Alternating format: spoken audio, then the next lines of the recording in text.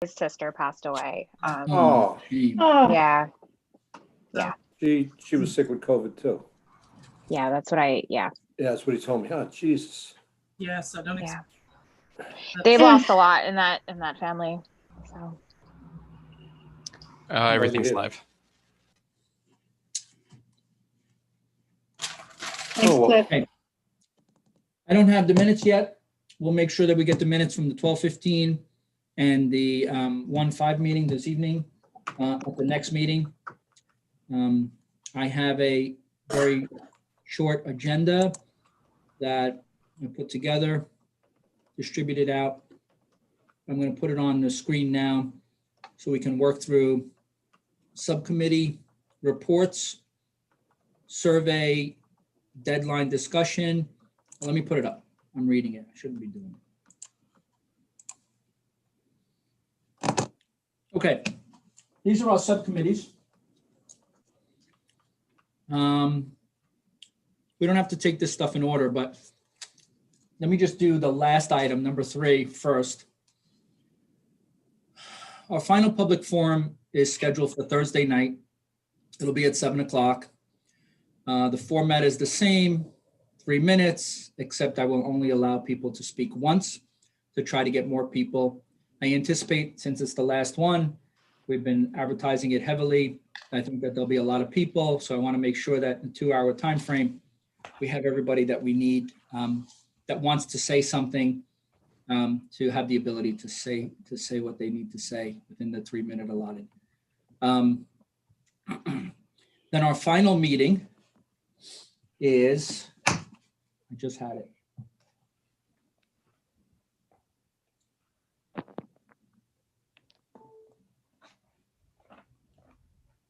The next night. No, that's the wrong one.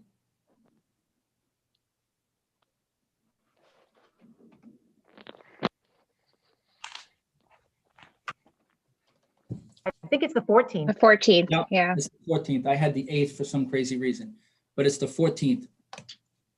That will be the meeting, the very last meeting that the subcommittees and the committee, this group in front of me as a whole, will have to come up with recommendations for the Board of Trustees so that they can start working on the final version of the plan to be submitted by the end of March. March 31st, actually. So we have a lot of work to do between now and the 14th, and then the Board of Trustees has a lot of work to do after the 14th. Jerry, can I just interrupt you for 1 second? Please. Cliff is listening, right? Yep, I'm here. Could you promote George Latimer, who's an attendee, and he would just like to say a couple of words to the board before we get started?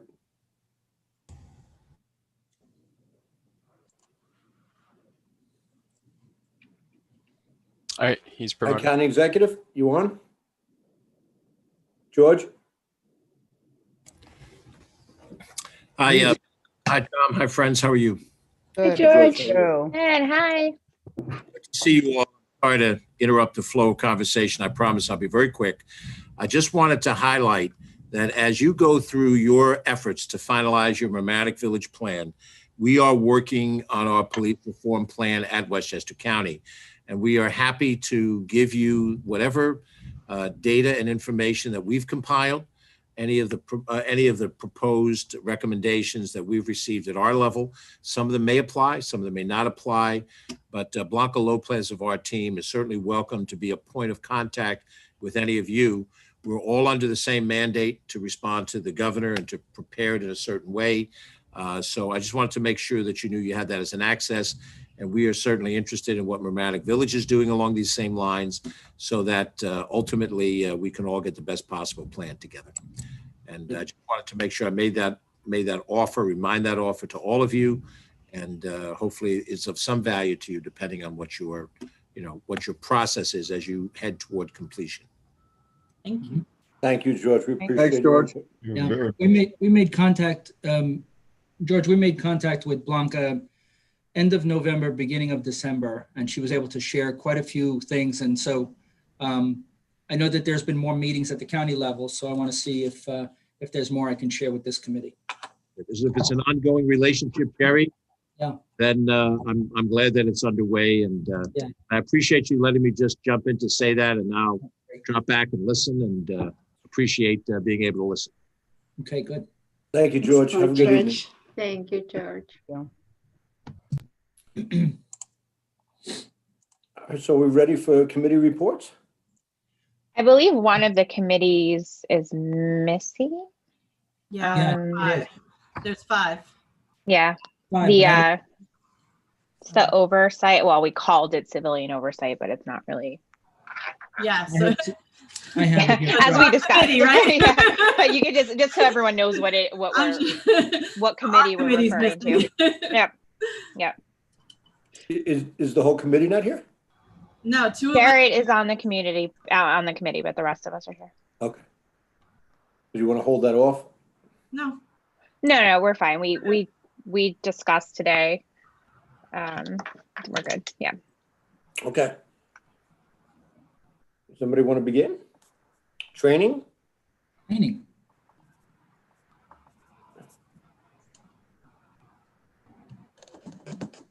Who was on the training committee? Hey, Scott, I was on with Jared and Brian. I heard Jared's not on, I'm sorry. And I'm not sure if Brian's joining or not.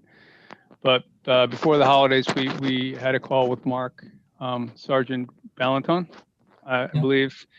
And we went through the training that the American Police Force takes, what the different topics were. Oh, was that Mark? Sergeant? He's coming up to the screen now. I didn't recognize him with the mask on. But I thought it was productive. I think we all had the same conclusion that I think they do a lot of good training. And it's pretty thorough. And they're taking new trainings. And I think they're probably pretty up to date on anything we brought up, any topics we brought up, they're already on it. We were meant to have another call as we came up with other questions, but it appears that they're pretty well trained and they're taking, Mark, you said you have some new trainings in the works. Scott, can I interrupt you for 1 second just for a procedural Please. thing? Cliff, Elsa Rubin is listed as an attendee and she should be in the meeting. Could you promote her, please? Yep, done. Thank you. Go ahead, Scott. I'm sorry to interrupt you. No worries. So I think the call was productive, and they do seem to have a pretty good handle on, as we brought up different topics, from diversity to mental health. They seem to be getting trained, and I don't. Please. Scott, I'm sorry. No, go ahead, please. No, go ahead. Okay. No, I definitely agree. The meeting that we had was absolutely productive, and it really led to a very good dialogue between all the members that were there that day. I tried to do my part to display exactly how much training we're doing on a yearly basis, which, given the COVID environment that we were in, we were able to get a tremendous amount of training done this year. And that just is a testament to my chief, my lieutenants, and fellow officers that I work with on a daily basis, their commitment to want to always get better and constantly striving to improve. With that being said, we did just complete the first block of instruction, which is procedural justice. There was actually 3 components to it. We completed the first component of it, which was procedural justice 1, which is the foundation of what procedural justice entails. One of the highlights that came out of that training was that out of all the elements that are present, it became evident to us that not only do we embrace the foundations that are procedural justice, we've been doing them on a daily basis, and we have been doing them for as long as I can remember. Again, that's a testament to individuals that I have the privilege of working with on a daily basis, and we continue to strive to move forward. Moving forward, going in the coming year, we are planning the second component for procedural justice, which is having what they call a tactical mindset. And then the third component is the actual implicit bias component to the procedural justice training, and it all brings everything home together. As far as for de-escalation training, our de-escalation training isn't a one and done type mentality. It's implicit within every aspect of our training, anything from use of force to mental health training, how to incorporate the process of active listening and empathetic listening, which basically implies that there's an 80% mindset where there's 80% listening versus 20% talking at your minimum, because you try to embrace and understand exactly the full aspect of the story, where everyone's trying to come from, and giving everyone a voice and treating everyone with respect and utilizing neutrality to establish trust. All these various aspects come into play, and that's just not one aspect of training. That's every aspect of training that we do across the board, whether it's use of force training, firearms, medical training, mental health training. It's implicit within every aspect of our training that we do on a yearly basis. Chief, Sergeant, I have a Chief, I'm sorry, Sergeant and Chief, could we get a list of all the training that you do for the record and what was discussed, with the subcommittee, so that we have it as a group? I can, Yes, so I think I have, My thought is each subcommittee is probably going to put forth all their notes that they collected. And just to jump up, in addition to the trainings that Sergeant Valentine just talked about, we just signed up to receive Train the Trainer de-escalation training. That's going to be happening later this month. And I also received one letter so far from Janet, thank you, from the CRC, to be able to participate in the ABLE program. Wanda Marinik is also going to give me a letter as well. So once we have all the letters needed, we'll submit those and we'll get on the calendar to receive that training. And Chief, could you just give an outline of the ABLE program for people that might not be aware of it? Right, so I think I sent everybody the link, but it's basically active bystandership. So it basically discusses about officers intervening in another officer's behavior, whether it's warranted or not. So Lauren can actually talk more about it too. Yeah, this is the training that I had recommended early on when we started meeting, and I was able to connect. Well, Chief Deruza reached out to the head of ABLE. I actually sit on their executive committee to try to push this out across the country, and I'm more than happy to provide. We now have an official slide deck that I can send out to the rest of the group, and everyone. I can either give a brief presentation and on the next meeting if anyone's interested, or I can just send out this slide deck and provide more detail if that's helpful. Essentially, it's an active bystandership training, and it's a train the trainer type of program. Yonkers PD has completed it. The NYPD has just signed up and is in the process of getting accepted into the program as well as the St. Louis Police Department, Denver. And we gave some presentations at the county level as well. I'm sure George Latimer is aware as well. The Urban League was helped arrange that and is behind all of that as well. So I'm happy to provide whatever level of detail everybody wants to hear about it, or just send out the slide decks. Lauren, the video that you posted originally on the web that I watched, I found it exciting. Is that still available? If you go to the Georgetown Law Center website for ABLE, for active by, all the links, everything is all up there. There's a ton of information up there. Like I said, I'm happy to answer whatever specific questions anyone has, but I don't want to waste anyone's time since, there's a lot of stuff on there. So it may be helpful for everyone to take a look and then let me know if you have more questions. It is a really exciting, really great program. To give you a little bit of background of what it came out of, there was a directive issued by the Department of Justice to the New Orleans Police Department a while back to create some kind of active bystandership training. The training went on to be called EPIC, and that EPIC training was so successful within New Orleans that the people who started it decided to then proceed and make it even better and make it something that can be rolled out on a national level, and that has now become the ABLE training. So this was some stuff that has all been in the works for quite a long time, actually. And I think just the timeliness of having gotten the program together on a more national level is appropriate. Thank you. I sent out the ABLE PowerPoint presentation that Lauren shared about a month ago, beginning of December, to all the committee members. Yep. Mayor, I had a question for Sergeant Valentine. Sarge, on the three-part, you said, maybe I heard this incorrectly, but you have the department's going through a three-part procedural justice training right now? Correct. And the, We just, go ahead, Jerry, I'm sorry. the last part, I know, when would that be completed in 2021? Or you don't know yet? Ultimately, what the way the training is preferred is that there's roughly a 6-month gap in between each level of training to allow each person who has attended each component to adjust to it, incorporate it, and then allow it to basically feed into the second component, and then likewise the third component. And all three together become the active part of the training. Okay. So ultimately, we have Procedural Justice 2 planned for 2021. And I would suspect that either Procedural Justice 3 will either fit into the end of 2021 or probably the beginning of 2022. Okay. And to the committee, I just reshared the Westchester County Police Academy training. What looks like it's not a schedule, it's just a list. Right, Chief, that what you shared was the list of the available training from that academy? So I shared two things. One was a list of training that we do in the department, and then the other was the curriculum that Westchester County provides to their new recruits. Yeah, I'm going to check that. So I may have that as well. I don't know if I shared that.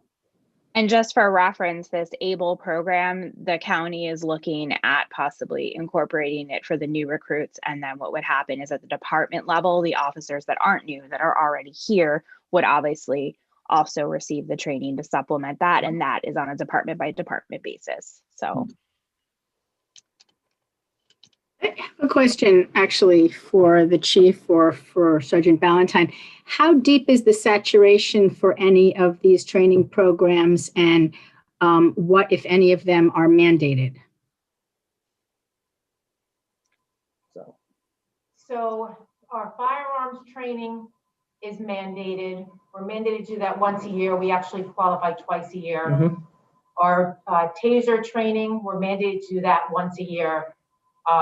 I believe that is, and use of force training we have to cover once a year.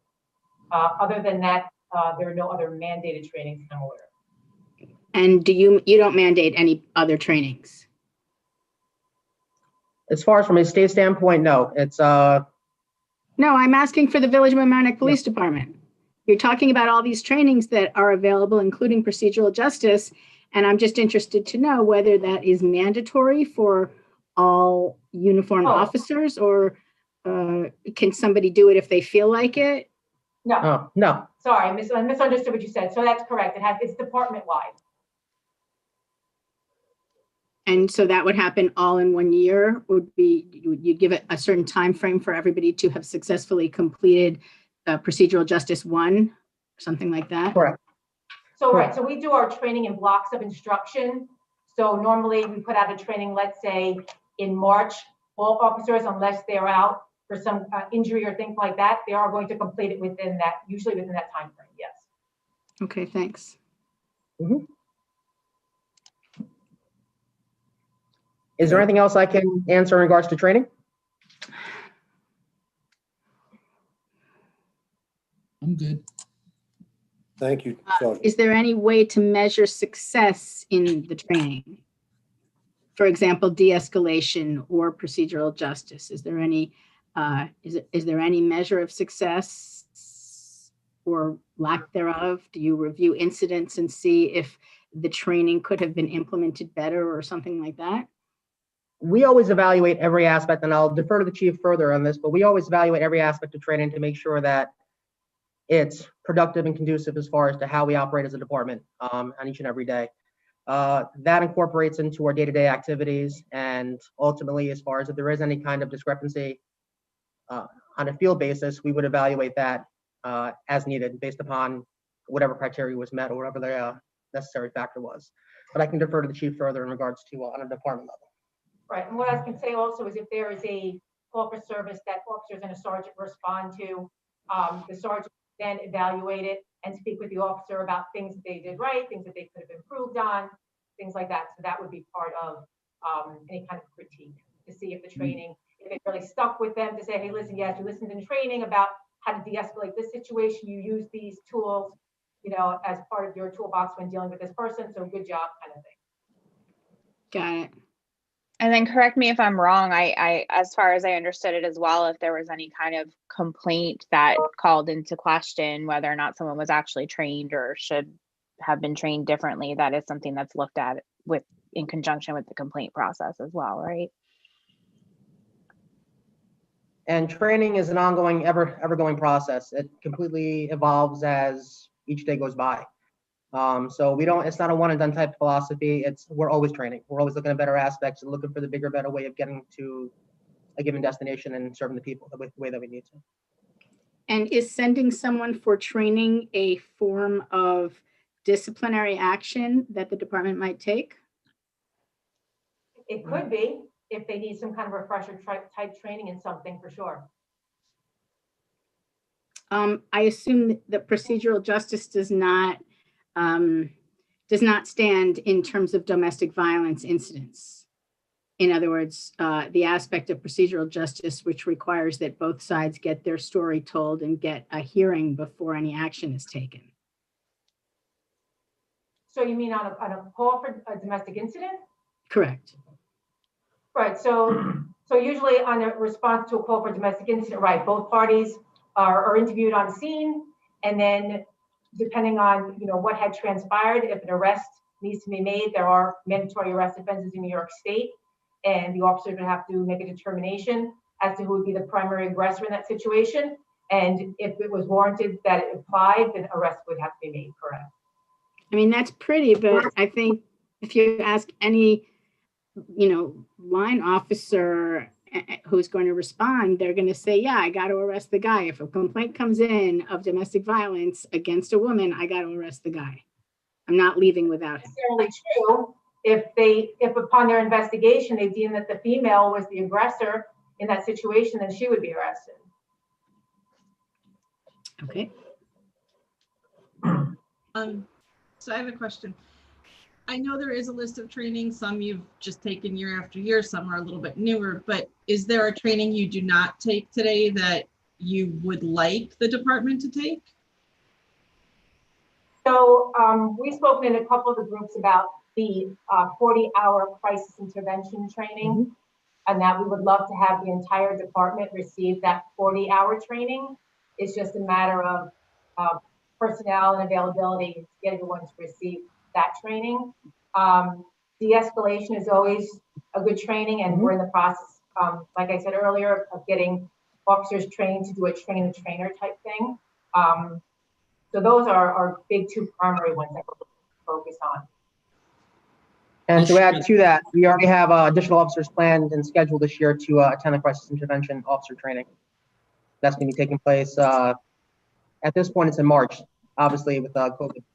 We'll see, as long as it holds true, it'll be going in March.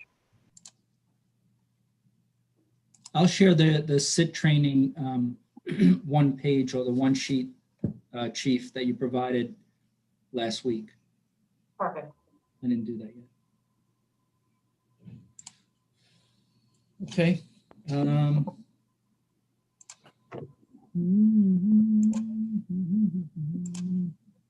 Better for training. Policy and accreditation. Yep, policy and accreditation. How are we doing? Jerry, will I be able to share my screen during this or no? Yeah, I'm going to stop sharing. I think you can. I'm not sure how Chris Okay. has it set up, but let me stop mine. Okay. And then Michael, Sure. you can put yours up. Yep. Let's see. Michael, who was on the policy and accreditation? So it's well, first of all, Happy New Year, everyone. And it is Danielle and Sergeant Mark Valentine. We're the three of us on. We met prior to the new year, and we just had a follow-up session earlier today to go over everything again. Thank you. You're welcome. So I'm just going to share my screen here because. All right. So our subcommittee was policies and accreditation. One of the housekeeping items that we first discussed had to do with getting all of the written policies into a PDF format. So currently, most of the policies are in paper format and kept that way. But we are, the Village of Mamaroneck Police Department is converting them to PDF. And one of the goals of the department is to kind of embrace the technology, and they are using a process. It's a system called Power DMS. For those of you not familiar with this, it is an online platform where policies and other notes and stuff are updated and changed in real time. So police officers will actually be notified if there's a change in a policy, and they'll be able to review that. They'll review the change, be able to compare it to the old policy, and then they can acknowledge that they are aware of it, and that they have read the change. And they have the ability to review other policies, like I said, that were previously reviewed, and they would all be stored in a central location for review and reference. So we were assigned task 1, 2, I'm going out of order here, but 14, 15, and 16, actually not out of order. 1, 2, and 4, we grouped together. 1, 2, and 14, I'm sorry, we grouped together because they all had to do with the New York State accreditation standards and the manual, which is available on the Police Reform and Reinvention Committee website, and also the model policies and guidelines by New York State. And those you can refer to the New York State Police Training Council policies. And task 14 was same thing, standards promulgated by New York State law enforcement. And for those, you'll also refer to the New York State accreditation standards and the New York State model policies. So just to go over kind of some of the key points that we took away from our meeting, there's 110 standards of accreditation for New York State. They start on page 20 of the New York State Accreditation and Standards Manual. I could show you here too. So they start with this page here, and they start with administrative standards, and there's a list of them. I'm not going to go through all of them, but for instance, the mission statement is one of the first ones. And so it's the goal of the Village of Mamaroneck Police Department to submit their initial application announcing their intent to accreditate in 2021. So that's kind of the first step of the process. The process is going to involve carefully reviewing the standards and model policies and comparing it with those of their own. There's several critical standards as you scroll through the policies. They'll be highlighted in red, but there's also a list of them. I believe it's on page 19 of the manual. And these are standards that the police department must adopt in order to achieve accreditation. The standards, like I said, are broken up into several categories. Administrative standards, which are written directives, safeguarding cash and weapons, records management, sexual harassment, use of force. The ones I've listed as examples are critical. So without those, a police department will not get accreditation. Next is training standards. So the in-service training, including length and what's the content of that training. That is, again, a critical standard. I believe it's the only training standard that's critical. It might be the only training standard in general. And then there's operational standards, vehicle pursuits, health of persons in custody, domestic incidents, and criminal investigations. And this is not an exhaustive list, but this is just an example of some of the critical standards that should probably be at least one of the primary focuses of pursuing accreditation. Because without that, you cannot become accredited. So the PD has also been working aggressively on these steps and to get accredited throughout 2020. Like I said before, part of the process, they have to review the old process and update them according to the standards of the accreditation process. There are model policies, which is helpful. They are listed on the New York State Criminal Justice website, and they give a base of what you can use. So you use that model policy, and then you could add to it. You obviously can't subtract certain things, but it's good to have a base like that. There are policies that won't apply to our agency. For example, the drone policy. we don't have a drone and we don't utilize a drone. So there are about 14 or 15 policies that are currently, required, but there's only 10 listed model policies. And there are 16 listed in the accreditation model. Sorry, I said 14 to 15, but I'm probably missing use of force. But yet 16 are listed in the accreditation manual. So there's a room that we have to, the police department's going to have to create their own policies and not be able to work off a model, which I believe, correct me if I'm wrong, Sergeant Valentine's in the process of consolidating all of that and releasing reviewing the policies. For task 15, it was crowd management. So there currently is no policy on this, but the PD is open to ideas for the creation of this policy. There is no model policy, but there is a mutual aid agreement with the county. This mutual aid agreement, basically municipalities can sign up, and it provides additional resources to aid any community that needs assistance. Some of the examples are active shooter, mass casualty events, riots.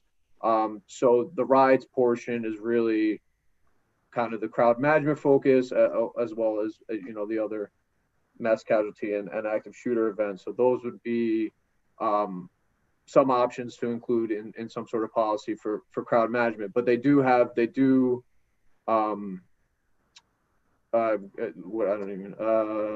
signed up for the mutual aid agreement. So we do have that resource. And then lastly, task 16, the big one, use of force by police officers.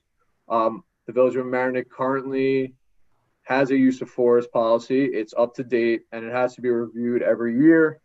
And in all training, the use of force policy is always referred to.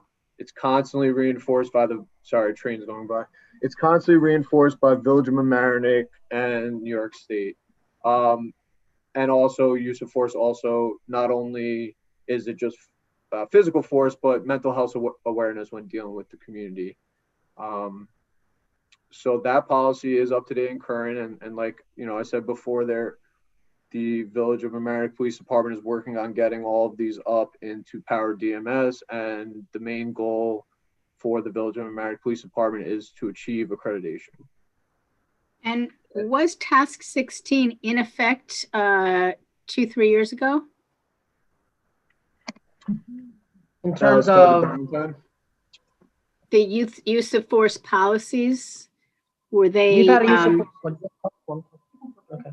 Our use of force policy has been in effect as long as I've been around, and there's always been a use of force policy that's been in effect as far as in one fashion or another.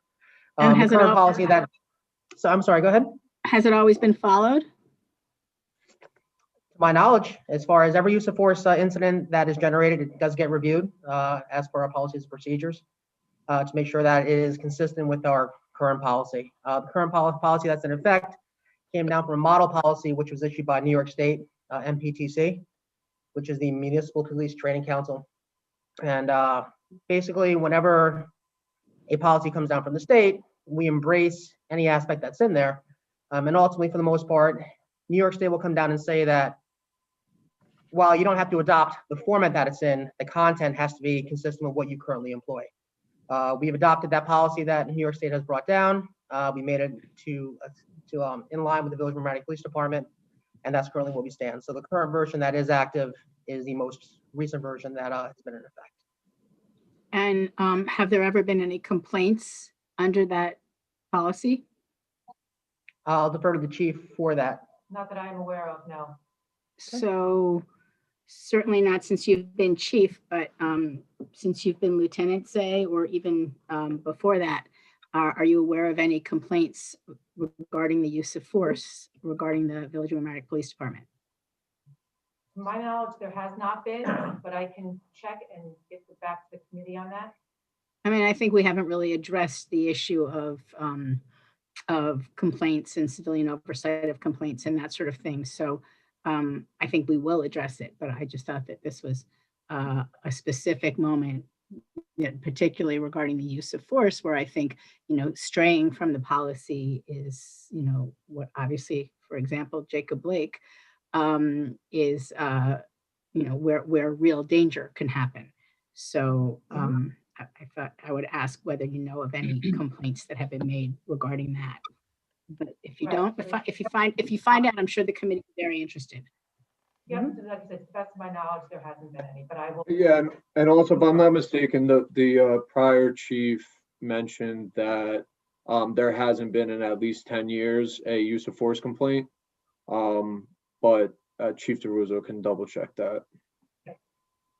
And in So that reference means to our use of, go ahead. Yeah. Go ahead, Ms. No, Sullivan, go sorry. ahead. I was, No, I said in regards to our use of force, we don't just simply talk about it once per year and that's going to be the end of it. Our use of force is incorporated into every aspect of our training in one fashion or another.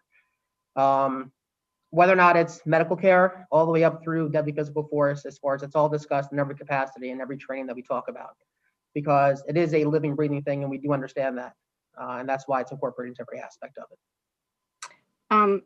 Are you aware of the incident in Washingtonville at Pape Park in 2018? Chief, you want me to answer? Which incident are you referring to, Ms. Lowell?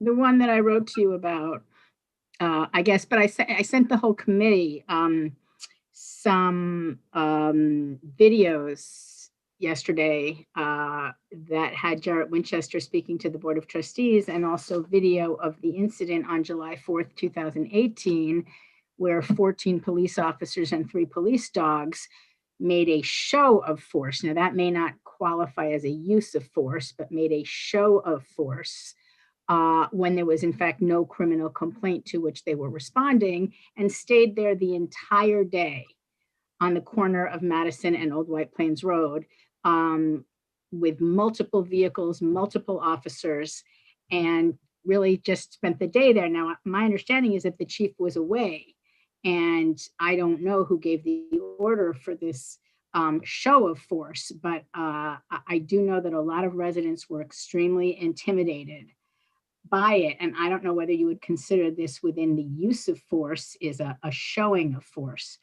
But that would be something that if it did not generate some complaints to the police, I'd be surprised. And it certainly did generate complaints to the the police commissioners who were addressed as board members.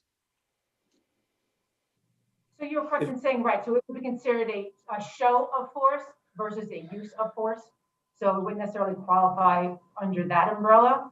But I did receive your email, and I am looking into it to try to get, the specifics about what transpired and the reasons why and things like that. And I don't know if, the mayor wants to jump in at this point, but Yeah. I did receive your email. I will be looking into it to try to maybe, give a brief summary about some of that information.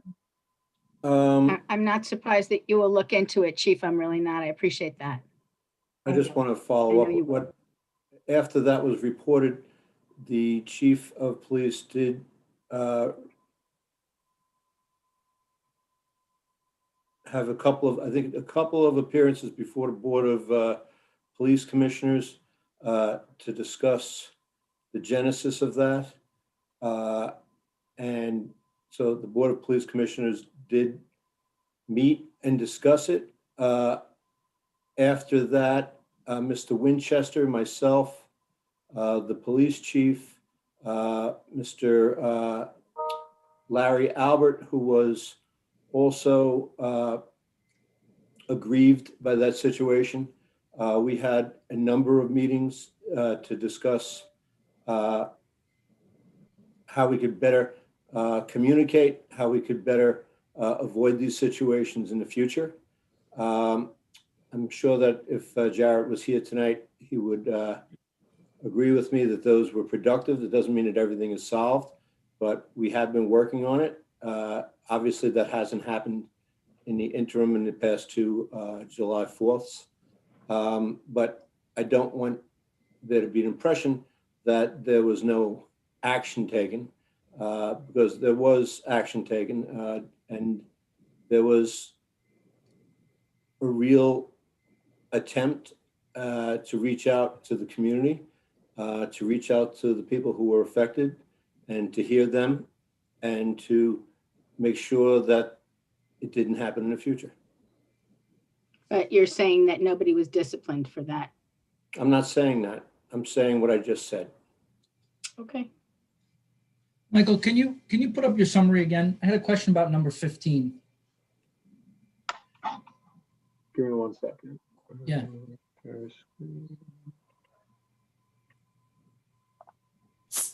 With task 15? Yeah, task 15. Yes. So there's no model policy and there's a mutual aid agreement with the county, but this is a question for the sergeant, lieutenant, and the chief. Are we looking for a model policy to implement, or based on our community, is the mutual aid agreement sufficient, and do you believe it'll work well in the future? So I think that we can look to other municipalities to look at their crowd management policy to implement one here. The mutual aid is kind of almost like a little bit of a different animal, so to speak. So I think to implement something within our own department would be helpful. So, Chief, my understanding of mutual aid agreements is that if our surrounding communities sign up with the county, we can call upon them. Is that the structure of this? Okay, good. Okay, then it's fine. I just wanted to make sure it wasn't the county and we would be asking the county forces to assist us in those kinds of, to provide those kinds of resources because the response time isn't going to be there. I think it's like mutual aid with the fire department too. Yeah, okay. Yes. And I think it's neighboring, like Rye, Larchmont, if I'm not mistaken. And I said there is no model policy, but that doesn't mean other departments don't have one. And I just could have possibly not found one on New York State. There could very well be one. But yeah, it would be, I think it would at least incorporate the mutual aid segment. As far as But from it is a neighboring model policy, communities. It's not the waiting on the county to respond. It's just municipalities within the county. exactly. And also in addition to that, there's no model policy that's from New York State in that capacity. Like we have discussed in our committee meetings, every policy that we write is effectively written in pencil to a degree. And we say that just in the essence that it's always going to have to be changed. It can be changed when the need exists, based upon what we're facing at this moment in time. Okay. And that's basically where we come down from. So we're always looking at evaluating policies and finding the best way to get to a given destination and again, continue to serve. I remember you saying that we don't have a drone policy. But I imagine there might be a time where we might procure a drone. Would it be worth it to have a policy in case we ever do? I think what we would do is, if going forward, if we did decide that we were going to purchase one, or then we would go ahead and implement the policy. Yeah. Because the policies could change, especially with technology changing. So you don't want to adopt a drone policy now, and then 3 years from now, that policy is completely different, or New York State adopts a model policy that we could just use. That's true. Drone technology has morphed just in the last couple of years. You're right.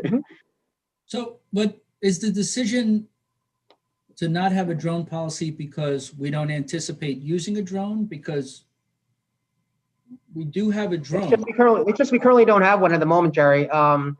The drone policy, model policy, that's from New York State. So I guess that would affect agencies and municipalities that currently do have one. Okay. If that time would ever come where it would benefit, that would obviously be up to the chief and the board of trustees. But at this point, we just don't currently have one in effect. So that's.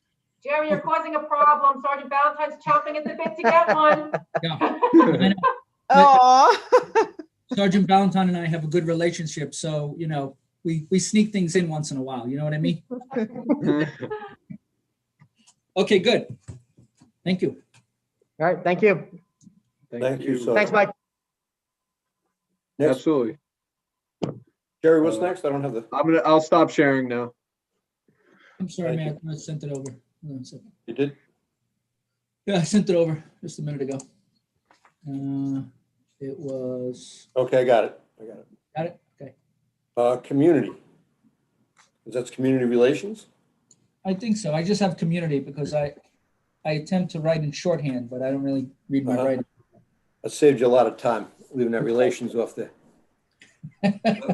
Who worked on a community relations committee? I have the chief, John, Janet, and Sharon on that committee. Okay. Janet, do you have, I sent you an email. Do you have the, no, do you want to? Yes. I got the chief notes in front of me, I think. No, I mean on a screen share. Okay, let me check. Hold on. I mean, unless the chief has them, because I know she added one of you. Yeah, I can try to access that. You know what? I don't know if I can access it here. I have my notes to read off. I can share it that way because I'm not signed on to my desktop from this computer.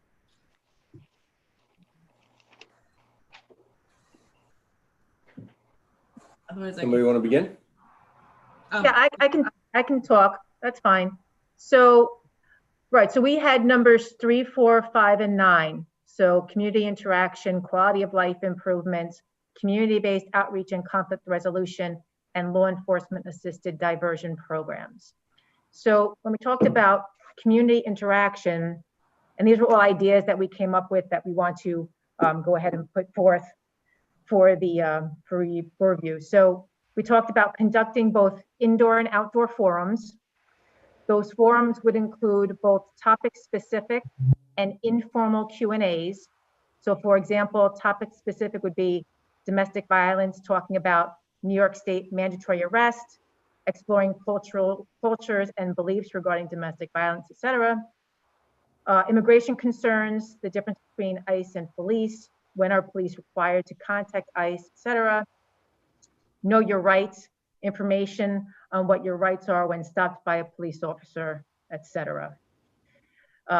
We would come up with a predetermined schedule for forums, whether that was 1 time per quarter or 2 times per year. We would also like to utilize LMC TV to have officers speak on certain topics. We would like to have scheduled engagement events like Coffee with a Cop, Community Night Out events. We would also like to have impromptu interactions on the street, engage with youth and community members, whether it's officers that are in patrol and they see kids playing a game of ball that they join in, or just people out walking their dogs, that we encourage officers to engage with our residents. We also talked about implementing community liaison officers. So those would be officers who would also conduct foot patrols. We're thinking about doing something with maybe non-traditional uniforms when appropriate, so they're not as scary to people. Having business cards containing the officer's contact information, something that they can give so that officers feel comfortable engaging with that officer maybe later on. We talked about all officers receiving that crisis intervention training. For quality of life improvements, to identify issues of concerns from community members, for example, noise complaints, people urinating in public, people intoxicated in public, intimidating signage. For community-based outreach and conflict resolution, to identify what issues require police notification and response. If it's not something that's for the police, to provide resources for non-police matters, whether that is other local or village agencies to call, substance abuse programs for resources and meetings both in English and Spanish, neighbor mediation, identify issues affecting youth, and identify police programs to assist with that, and also continue to maintain an open online survey, an abbreviated version. So if Sharon, you want to talk a little bit about that? Sure.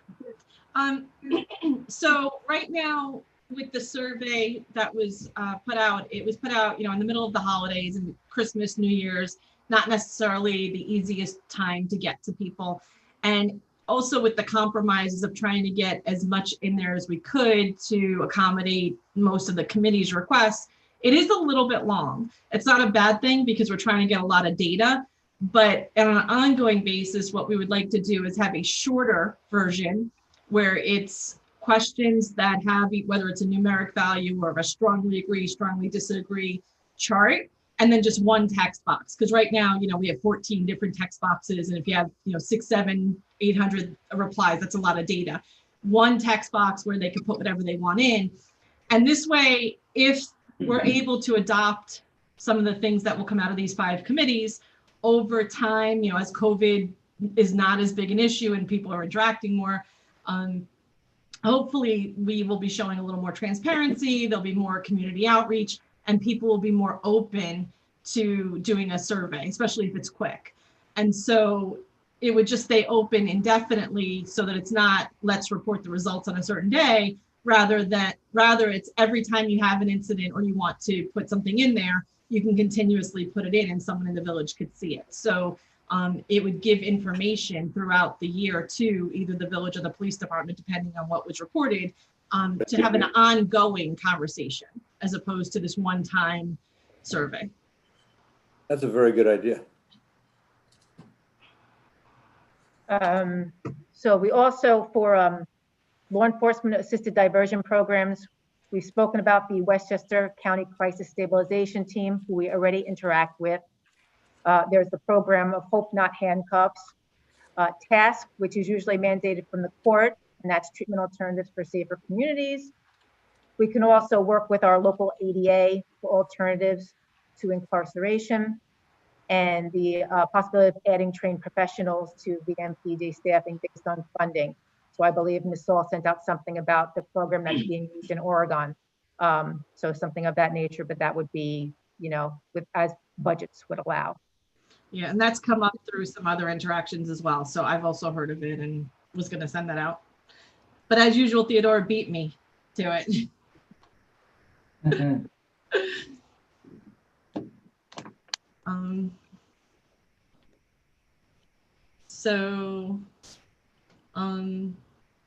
We also had a conversation that I don't know how helpful it is for this group, but just so you understand some of our rationale. As we look through things like these arrests and the domestic violence, we had a lengthy conversation about the way race is identified and whether or not these numbers accurately reflect, because when you get to something like white Hispanic, how does that interpreted, and so we're not sure.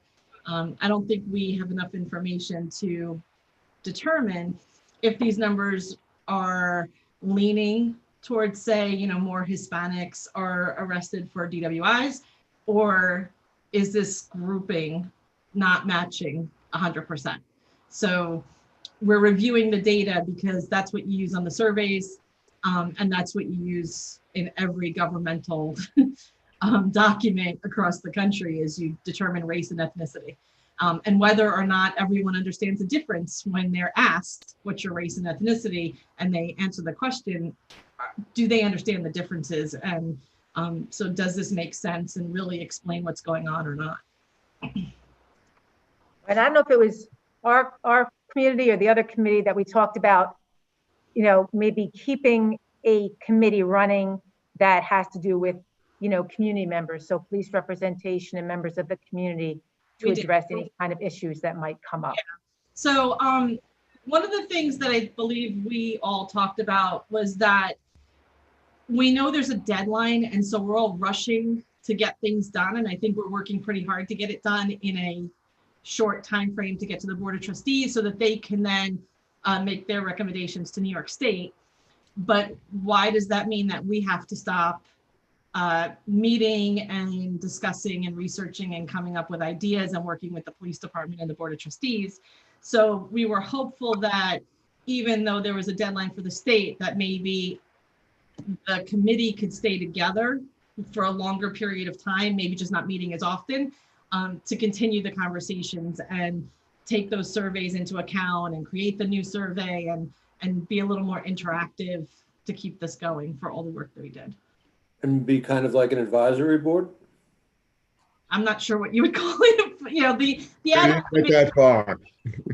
That's what you would call it. I felt that what we were being asked to do was a snapshot of a moment. It was very difficult to answer all of the questions we would like to answer in a week over Christmas vacation. Yeah. And we felt that an ongoing process of collecting and evaluating information would be useful. Yeah, I agree. This is not, organic process that, it was kind of, And if we, it doesn't have, it didn't have a chance to evolve. So I think that it's not a bad idea to see how it evolves after what was statutory required to do. Yeah. Janet or Jerry, do you have the curriculum, that crisis intervention training curriculum that you can Yeah. share? I have it. Okay, so I'm gonna stop sharing. Okay. So I have a question. This idea of an ongoing sort of oversight, supervisory, co-committee, co-civilian committee, or police civilian committee that would be ongoing and monitor and maybe send out surveys from time to time. Would this also be the equivalent of a civilian complaint review board? Would they be an institution, a civilian institution, which would accept complaints about law enforcement? We did not So discuss that. Yeah, We did not if- discuss that. So Yeah. if I may, it may be good right after you guys are done discussing this aspect to skip and go straight to the oversight yeah, because they tie together. subcommittee, because it kind of ties together a little Okay. bit, and we'll That's great. address your question, But also- Theodora. So I'll amend this after I hear what you guys have talked about. But in some ways, those are a very different challenge than the ongoing kind of data collection, be it software or statistical data. And there may be an advantage to keeping them separate.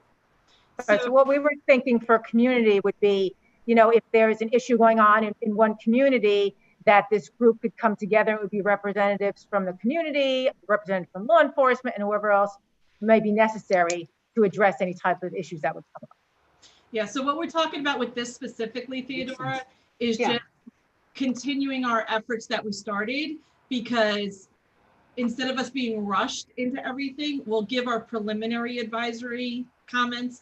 We'll let the Board of Trustees work out what they have to work out. They'll get their deadline hit for the state, but that we would continue the conversation. And if we had more information or ideas or whatever, we would then bring it back to the Board of Trustees, but it might not happen until after they submit something to the state, because why do we have to stop making changes just because the state had a deadline? We could hit the deadline as part A, and then as part B, we can still, if people want to stay on this group and keep doing it, we can keep doing the work and like fine tune it and get more data and do more research, fun stuff. And that way we can feel like we really did the job completely and thoroughly, as opposed to we just did it to hit a deadline and we're done. Separate from the other conversation. I understand, but I really like how the chief put it, which is, that this not only is it monitoring the data or mining data, but actually a resource for VMPD to work with the community to identify problems, to work out problems. If we could slow down for a second, it's actually a separate committee. So there's a piece of it that is this subcommittee, and then the next subcommittee is Lauren and myself, which is why it gets a little mixed up there, where we have another idea that we want to discuss for what started out as sort of a civil, I guess it started out as like civilian oversight. But well, there's several components to it. Yeah, I don't remember what they are. I don't have the paper in front of me. Do you? Yeah, Lauren? Yeah, no, I don't have that paper in front of me, but I mean, when we're done with this committee, we can. Yeah, so maybe if we can go next, it might, make sense. Yeah, just to give everyone an idea about that, this 40-hour crisis intervention training. This is the curriculum that they discussed throughout, that 40-hour training. So as you can see, it deals very, very specifically with the different mental illnesses and how to address those, how officers can help de-escalate those types of situations. As part of the training, they actually bring in volunteers who do suffer from some of these disorders to try to explain to officers what works for them, what doesn't work for them. So that is interactive. I've taken the training as well as Sergeant Ballantyne. And I think it's a critical aspect of training that would be helpful to all officers in dealing with calls for people in mental crisis. Chief, did you say that this is now being offered to new officers going through training? So anyone you hire going forward, if they come out of the academy recently, they'll have this training. So, you know, it kind of makes sense to catch up the rest of the department and have everyone on equal footing, and also make sure that all the residents of the village or anybody passing through, it doesn't matter which police officer you interact with, they all have the same training. And right now, some of them do, but not all of them. And so, you know, it'll balance things out. And these are also the issues that nationwide are, you know, a lot of the reasoning, or that's not the right word, but behind a lot of the shootings and a lot of the issues is how have police handle mental illness and things like that. So we thought it was really important that even though we weren't the training committee, that, you know, this, when you look at all these days, it's really important in today's day and age to have this type of training in the village. So. Right. So what we're trying to start right now, at least, is to have every supervisor trained and at least one officer on each tour have this training. So that's our starting point. And, you know, hopefully we'll get to everyone getting trained. Chief, what's that number? 12, 13, 15? In terms of what, Jerry? Having someone on every shift. So that would be 1, 2, 3, 4, 5, 6, 7, 8, 9, probably at least 10. Mm-hmm. And we have 8 right now trained. Yeah, and then what happens is there's, you know, there's promotions, there's tour changes or squad changes, Right. so the members might change. So it's always kind of actively evolving as to who needs the additional training. Right. They do this 5 days consecutively? They do it. So they'll offer the training to outside municipalities, usually twice a year. And then they do it right in the academy for the new recruits. This is the one you said that we may have more officers than they have seats available to, right? Right. Okay. Yeah. So what happens is, I mean, especially with COVID, it's a little bit of a different world, but normally they would have a training class that has anywhere from maybe 25 to 30 people, but that's open to all agencies in Westchester County. Right. So we wouldn't be able to send 15 of our guys, you know, and take up all the seats, and also manpower wise, we probably wouldn't be able to do that either all at one time. Right. So it's going to take a little while. It could take a little while. But with budgeting too, that would be helpful because you're sending fewer people per year over the course of however many, you know, sessions it takes. So it's not some massive hit at one time. It's spread out as you get to the whole force. So it's a little bit of a better investment for us. Mm-hmm. Thank you, Jerry. Sure. My last question was, is this type of training for officers only, or would you be considering this training for the Bay Constable unit as well? Would there be? There's an adopted version of it that we trained with last year as part of our Get Back instruction. I'm actually one of the instructors with stabilization team, so I assisted with that. We also have one other officer that's another instructor. And we work in collaboration with a mental health professional who teaches the curriculum. It's a modified version of what you're seeing. It's not a 5-day curriculum. It will be a 1-day curriculum oversight type aspect to try and give them an in-service as to what to expect, and basically de-escalation, active listening, the basic diagram of some mental illness as far as it's out there and how best to handle it. Good. Okay, great.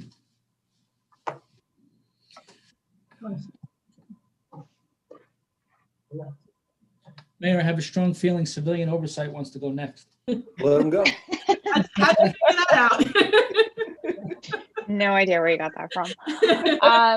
Okay, so I have the list pulled up now. So I mean, there's some overlap with some of the other committees, but we were tasked with community interaction, community-based outreach and conflict resolution, procedural justice, any studies addressing systemic racial bias or racial justice in policing, and then transparent citizen complaint disposition procedure. So Sharon, myself, and Lieutenant Gatta met twice so far. We had pretty productive discussions. There's a lot of details that we have to kind of flesh out with regard to, you know, implementing actual procedural guidance. It's a lot more involved that, you know, we have time for at the moment.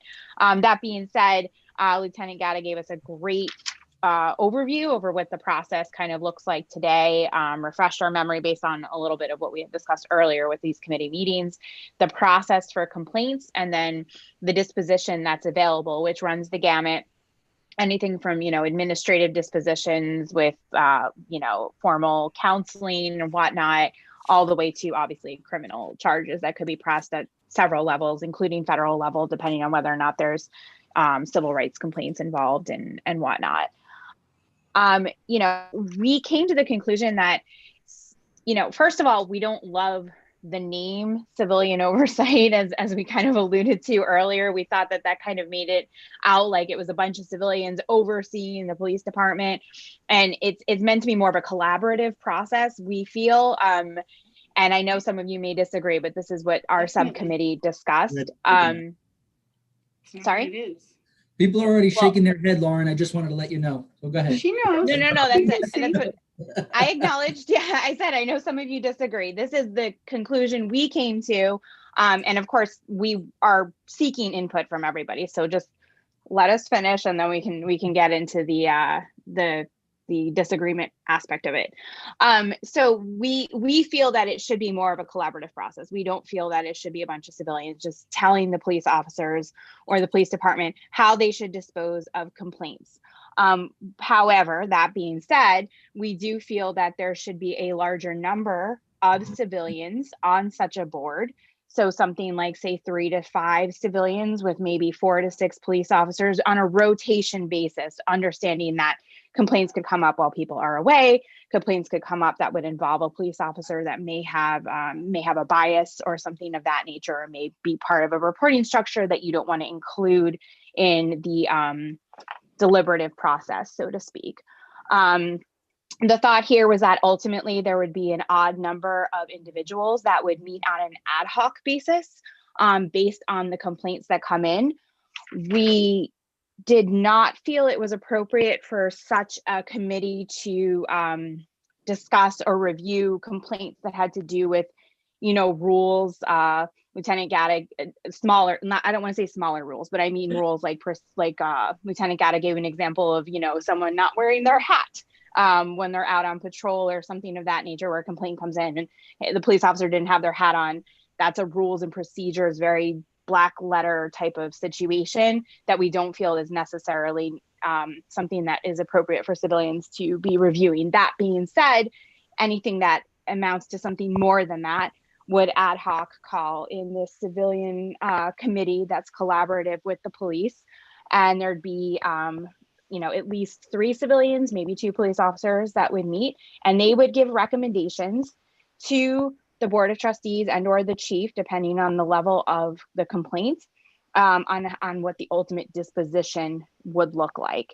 And the reason we think it should be a collaborative process is we feel that there should definitely be the community input and the community oversight, as far as some interaction between the community members and some ability to give our opinions or to more neutral party, so to speak. But we also feel that police on this committee bring a beneficial insight to what is happening. I don't know about any of you, but I have not been on foot patrol in the village of Mamaroneck, and I don't know, off the top of my head, every little thing that can happen. I have not, engaged with someone who has, had a gun pointed at me or something of that nature within the village of Mamaroneck. So I think having that aspect and both groups combined in one setting would be helpful. That said, we also thought that this committee, which we also are trying to figure out how they would be appointed and what the process for that would be, could then also meet quarterly and kind of also discuss overarching problems on a quarterly basis. So if they see 5 complaints coming in that all are very similar in nature, let's discuss this on our quarterly meeting to discuss how we can resolve this on a grander scheme, and then maybe bring in the larger community as appropriate. So Sharon, I don't know if you have more to add, or Lieutenant Gatta, but that was kind of the summary of it. I'll let them add whatever they have, and then obviously we'd love to discuss further with the rest of the committee. So Oh, I'm sorry, go ahead. So one of the other things we talked about was, even though we would like to have specific police officers assigned and they would be on a rotating basis for, for all the reasons that Lauren talked about, we might also need a subject matter expert at a particular time. There might be, I don't know, a domestic violence issue that turned into a complaint, in which case, even if that wasn't one of the officers in the group, we might need to call on somebody from, one of the detectives from domestic violence in order to help us understand the situation. So there would be a little bit more than just the group that we might need access to other officers as things happened. We know things rise to the level of the Board of Trustees as the acting police commissioners. So we were hoping this committee would be sort of like the intermediary, because sometimes you have those, they weren't wearing a hat, and then you have the bigger issues. So before you get there, that there's a group that's reviewing it to support, just support the process before it gets to the Board of Trustees. And I don't remember how deep we got into this conversation, but from the other committee where we were talking about things like open forums, I think we also talked about this committee, since that would be the committee that was available and that was being collaborative, that the committee also not only acts as a way to be very transparent about what happens when there's a complaint filed and making sure that processes are followed and that we have some say in making those suggestions, but that we have an idea on what's going on with the forums and maybe support that, so that we're a little bit of a bridge to the community as opposed to oversight. We've in discussion, even though we understand that's what it's called everywhere else, we're a small village, and we felt like this was an opportunity to do something that was a little more creative, a little different, much more collaborative with the police, but still holding them accountable, and listening to the community and kind of getting their voices. Because we think a lot of people, maybe not a lot, but there are people who are going to be fearful of going directly to the police. So if they know that there are also civilians involved in the process, they might feel like it's a more fair process and be more open to sharing their comments, their complaints, their concerns. It also speaks to the transparency of the process, right? By bringing civilians into the process in a limited capacity, there is an increased amount of transparency, rather than this perception that, oh, I make a complaint, an officer looks at it, it gets shoved in the desk drawer, I don't know what's going to happen.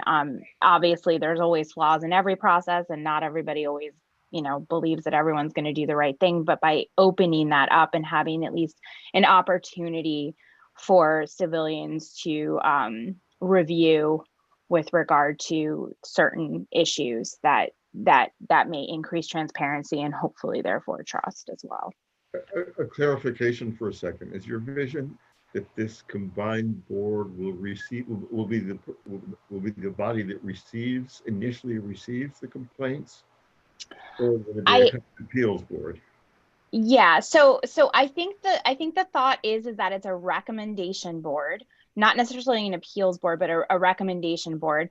Obviously, it has to fit into the complaint process structure, which obviously may also need some additional tweaking in order to make this work. But I think the idea is that a complaint comes in, it gets looked at, obviously, if it's something, like I said, a police officer not wearing a hat, that wouldn't amount necessarily to the civilian board, but maybe something that's just a notch above that might. And that's where we have to take a look at what the processes and procedures are. We have looked at them, but we're just trying to figure out how to fit it in to the existing structure in a way that makes sense and allows for this board to actually give recommendations at a meaningful time and in a meaningful way. Okay, just let me ask a couple of questions just to clarify this in my mind. Complaint comes in. Is the idea to be the first set of eyes that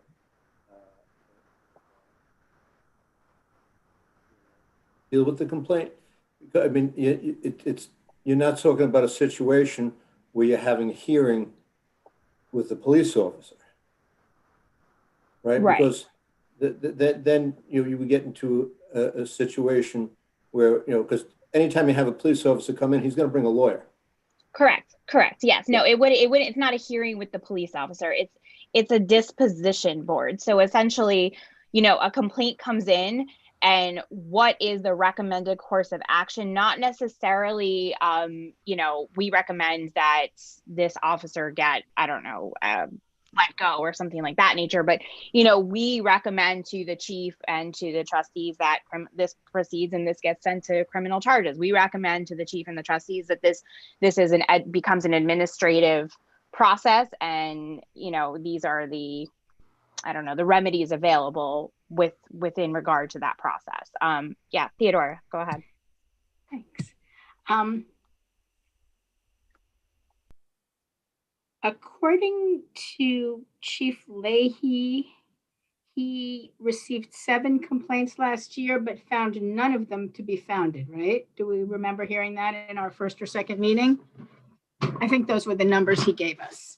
I think the time frame, I think the time frame is wrong. I think there was 7 complaints. I don't think it was in 1 year. 7 complaints in all of life? I don't know in all of life, but I don't know if it's also 1 year. I think It was 4 complaints in 2 years, 2 unfounded. Yeah. Say it again, Michael.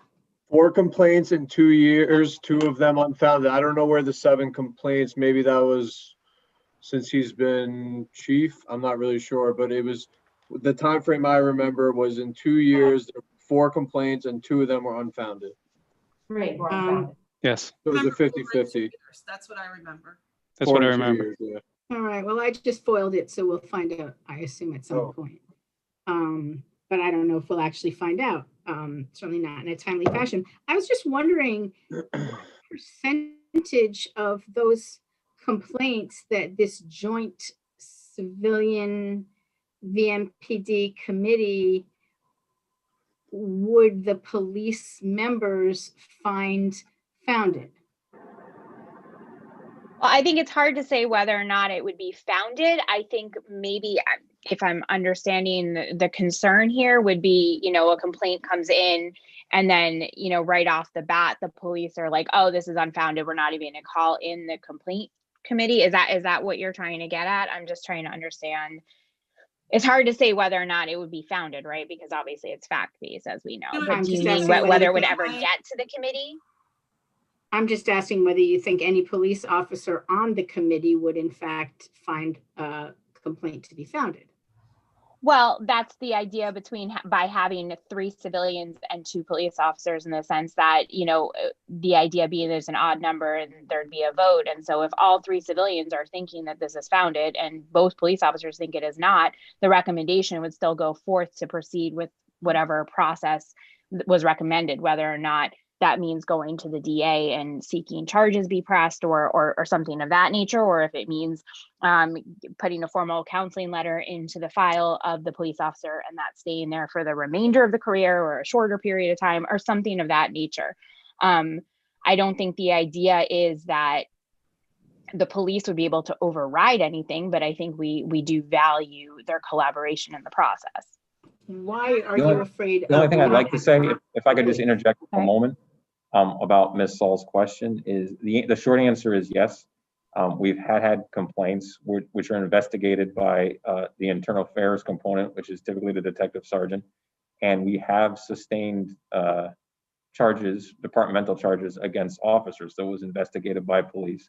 Charges were sustained and discipline was handed out in those particular cases. So the short answer is yes, police officers don't just rubber stamp and say there's no such thing as an unfounded complaint automatic.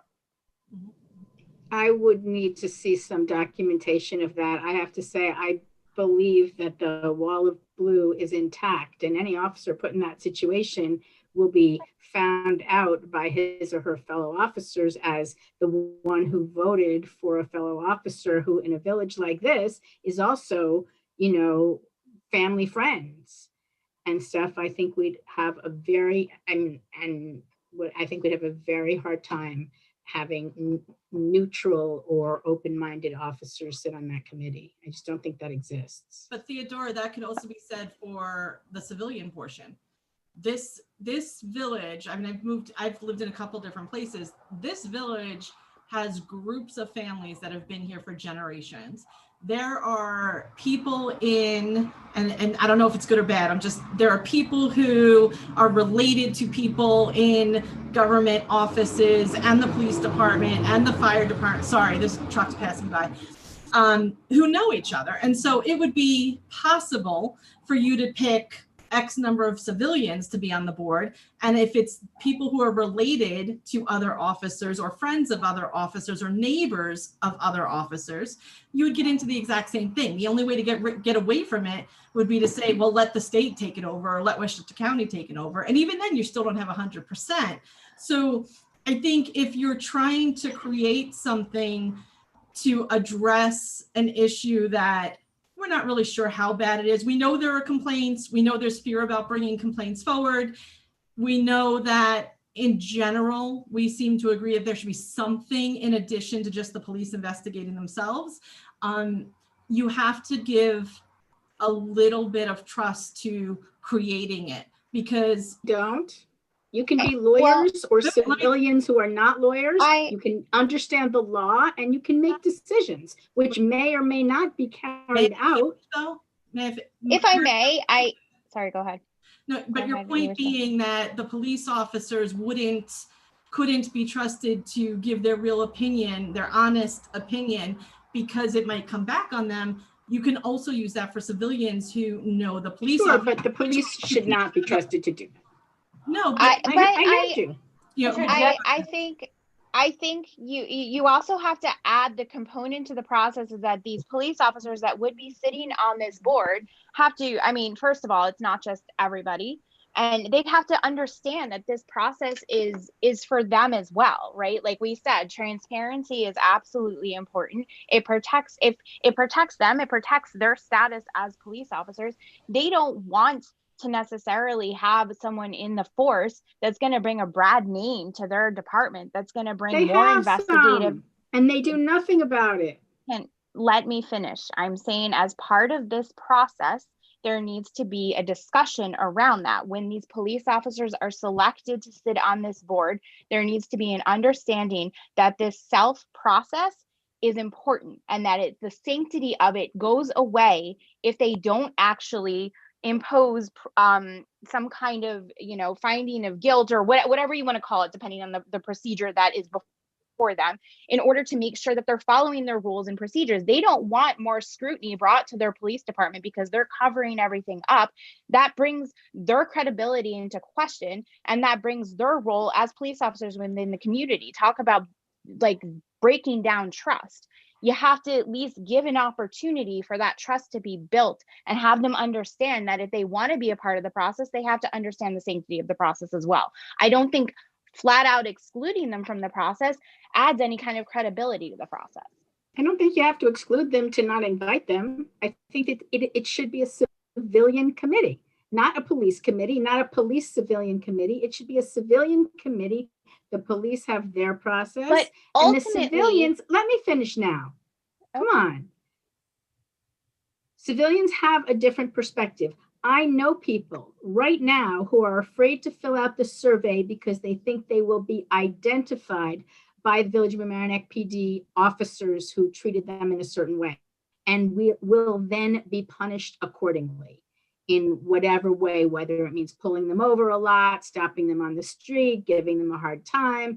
They don't want to be known in that way. And so they're not filling out our survey. So I know people, personal people I know.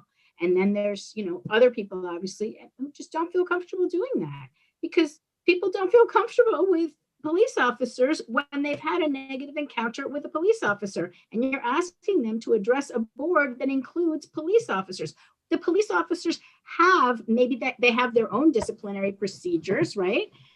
They don't have to be here on a committee that would be literally to oversee disciplinary problems, disciplinary complaints, which may be unfounded. And certainly civilian complaint boards find unfounded complaints all the time, or complaints to be not meritorious, like wearing a hat, not worth considering, right? Unless it's someone's mother and it's cold out, but otherwise that, should not be an issue, right? But I don't understand why it just seems wimpy somehow. I mean, you I know just- who was really opposed to Civilian Complaint Review Board? Giuliani. He felt that the department, the chief could always discipline his own officers, and that that's how things should be run. And then the Civilian Complaint Review Board was formed in face of his opposition. You don't want to be on Giuliani's side, right? Ever, by the way. But I really don't you know, care who else has done whatever else someplace else. I don't care if Giuliani. that's interesting. You're going to start all the research and all the thinking of Theodora. country. But why do we have to start by I'm putting not the being- walls up immediately? Why do we immediately have to turn it into an us versus them? If we want the process to work, it has to be collaborative. We live in a small village. We don't live in New York City. An us versus them mentality will get us nowhere, and it'll just make the walls that much higher, that much stronger, and it'll make the blue lines even stronger, and it'll make the civilian lines stronger. I think by breaking down those walls and increasing the collaboration between the police officers and the community members with regard to something like this, I think it has real potential, but not necessarily in every town, not necessarily in every city or every state for that matter. I think what's happening here, I think we can just look at what's happening here in Mamaroneck and what may work here. Okay, what's Can I- happening here in Mamaroneck? When we're Can talking about, no, I interject something? I Because you're the mayor? sent out a week ago, last week, maybe the week before, I sent out something called the Westchester County Police Act. And I was hoping that everyone was going to have a chance to look at it and read it, because that is a specific law that governs the village of Mamaroneck and all of Westchester County. And it is different than other police forces in New York State. I have asked the village attorney, who had to drop off, but I have asked him to review that in light of the idea of doing some sort of civilian oversight, because I don't want us to be, I'm not saying we shouldn't do it, but I want to make sure that we can do it. A lot of things that New York City does is done because the New York State legislature passes a law, and they say that the law affects only cities greater than 1 million people. And that's how New York City gets a lot of, how they do things. So I just want to make sure that before we go down this road, we're able to do it. Because let me finish, please. There are strict laws that cover how police officers can be disciplined and can be, in New York State. There's arbitration that has to be gone through, and so I don't want to walk down the road to doing something and then have it, halfway through, and then we find out we can't do it. So I will try and get that answer from the village attorney before the next meeting, but I did want to put that out there. And I'm not, I'm not coming down one way or the other on this. I just want to make sure that it's known that there are constrictions that we have. Yeah, and I just wanted to make it clear to everybody that that was something that we had discussed, that had been brought up with regard to what is allowed by the laws that we have to adhere to for police discipline or whatnot, also with PBA contract requirements, which is why we said that, the very specifics of where this may fall in the process may have to be adjusted based on what we can and cannot do. But this is what the thought was, and to try to make it work within the constructs that we have, passed down our way. Fair enough. Can I I ask say something about, real quick too? I'm just saying that the chief would like to So, make a statement. so a couple things. So in regards to, the survey and people being afraid, we should all be encouraging people, that it is anonymous and that they should be completing the survey, and encouraging them to do that because it's important. The second part is about, filing a complaint. We did speak about, if people aren't aware, to post that policy. The Village of Mamaroneck Police Department is going to have a Facebook page where we're going to post the ways to make a complaint, whether it be on paper, on phone, anonymous, to encourage people that if they want to do that they can. Also with complaints, that all the complaints do get investigated. And although it's not popular to have to discipline I have every confidence that the people that are working for me will do a fair investigation, and I have no problem giving out discipline when I need to. So to say that that's not going to happen, I take a little bit of offense to that because I'm confident in my ability to be able to do that. So I don't see that as being an issue, especially with the amount of complaints that we currently receive. Okay. Can I also offer a flip perspective? I'm sorry. Go ahead, John. I have two comments. One is I'm not the least bit surprised that there are an awful lot of people, who, particularly among the minority communities, Hispanic and probably Black, who are frightened to fill out the survey and would be frightened to fill out the survey before they even opened up to look at what it was. And I'm quite certain that were I in their position, I would be frightened to fill out the survey. Particularly the sections which are so important at one level, which is, can you give details about this incident? Because it does identify people even if their names aren't there. That is true, and it shouldn't be minimized. That is why on the survey committee, we are trying to reach out, so that we hope we can get a larger number of people who are brave enough to respond. And so far, it's been very difficult. Second, I remember 15 or 20 years ago reading two books that looked at and evaluated civilian oversight boards. One was a report by Human Rights Watch that focused primarily on New York City. And the other was a lengthy text by Paul Chevney, who is a police expert, human rights lawyer, professor at NYU. And both of them said that by and large, the experience with civilian review boards is that they don't resolve anything. They don't solve the problem. And they said for two reasons. One was the civilians themselves tend to defer to the police. They get on these boards, they read the things, and they hear the police give their expert advice, and they defer to it. The second was the police unions, which established rules that review boards were primarily recommendations, and then the police unions and the commissioner would overrule them. Those are serious problems with any effort to design a civilian review board. You need to think outside the box. And I share a lot of the skepticism that people have been expressing right now. But I think it's an interesting idea to play with and see if we can work out some of the kinks and make it. Because what we need is a situation in which the police at some level will accept as legitimate. That's all I have to say. Yeah, so like I was saying, the flip perspective, it really does touch on your second point there, John, where I think, when you do have a civilian review board that is purely civilians, there is the risk that there isn't the buy-in from the police. And ultimately, if they're giving a recommendation and the police don't feel that the process was fair or don't feel that they were consulted or whatnot, they may, and I'm not saying this has happened, but they may just blankly reject the process and overrule what is recommended. And that's why I think the collaboration is helpful, because if the police are part of the process and they, even if they disagreed with the ultimate decision, say it was 3 civilians that disagreed with the 2 police said, they were there, they were in the room, it may add to the legitimacy of the recommendation, whether or not the police officers agree with it.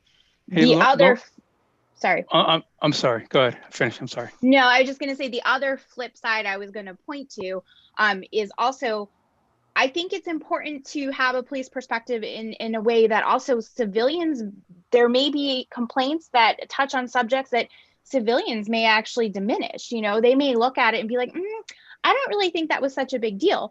But the police officer, knowing the training that they've had, knowing what's been ingrained in them, and knowing how that affects some of the structure of the department and the, for lack of a better term, we say in the military, the good order and discipline, it may see it as more egregious. And that perspective is also important, because we're not part of that. We're not part of that structure, and we don't know how one thing may build on another with regard to discipline. So I think that's another element to consider, in that, police are going to come down on their own a little harder if they see that somebody's done something and they know that this has been ingrained in them from day one, and they find it even more egregious than a civilian who may not have even been part of that. And when you saw the video of Daniel Pantaleo on Eric Garner's neck, and you saw all the other officers around and nobody stopped him, and when you saw the video, if you chose to watch it, of George Floyd's death, did you see any other officers deciding what was happening was so egregious that their intervention was required? No. And your point so why is do you exactly think it's going to happen now? Your point is exactly what the ABLE training does. It points exactly and I'm sure to it that. Works like magic, but in the meantime, I'm just saying that the problems are not isolated, right? None of these things are isolated. One feeds into the other. So if there's bystandership and there's an ability to speak up when something goes wrong, that then feeds into the police's ability to police their own as well. So one thing does go hand in hand with the other. And I believe the training that they're getting now and after those incidents, as horrible as they are, I think the whole police community has woken up and realized a rookie officer will now stop a veteran who might be doing something like that, where before they're like, oh, what do I do? What do I do? I'm not sure what to do here, because he's the senior guy, and I don't see that happening again. Maybe in an isolated incident, but you can't stop every isolated incident. But I feel that the police communities are doing the right thing, and probably a lot of them doing what we're doing right now and trying to help them make sure they can do a good job. I mean, do you think the police enjoy being seen as public enemy number one by some individuals? Absolutely not. You know, they want change too, because they don't want to be the target of this. They put their lives on the line. You know, there's plenty of wonderful officers out there that really put themselves on the line for us every single day. And to be targeted in that way is not fun for them. I'm not saying it's right or wrong that they're targeted in that way, but they want change too, because they don't want this status quo to continue either. And Lauren, you know, in the ABLE program, they also talk about this happening in the operating room and happening in, you know, the cockpit of a plane, that, you know, someone who is a lesser won't speak up. Absolutely. Happening. So it's not just law enforcement, it's every profession. Yeah, and which is, it ties in, like I said, it happens in the military. This is, I mean, any time where there's some kind of hierarchy and some kind of pecking order, it happens.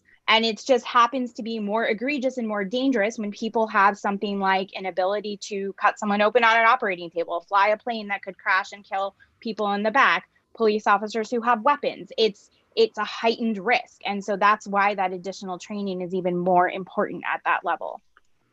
Can I want to say something about decorum and officers' behavior in and out of uniform?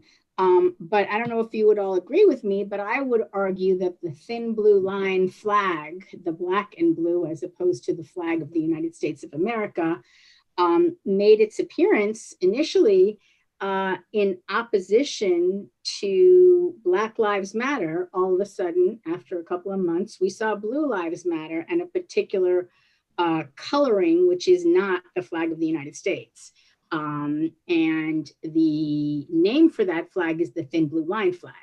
And what, in my mind, it signifies is that we have a duty to each other, and that blue lives matter over Black Lives Matter. And maybe some people would say, well, all it means is blue lives also matter, which to me is incredible ignorance over the notion that, you know, so Black lives don't matter or require more attention now. But I think that we have officers who are flying those flags. We have officers whose Facebook postings are offensive, racist, and in our police department. So if we can't trust our officers to be good and fair and unbiased judges in their day-to-day lives, how do we trust them to judge each other? I don't understand.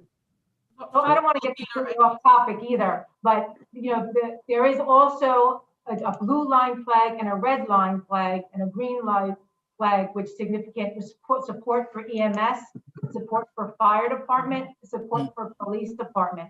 So those flags are also in existence, and those have been in existence for a long time. So it's not anti anything, it's just supporting that specific group of people.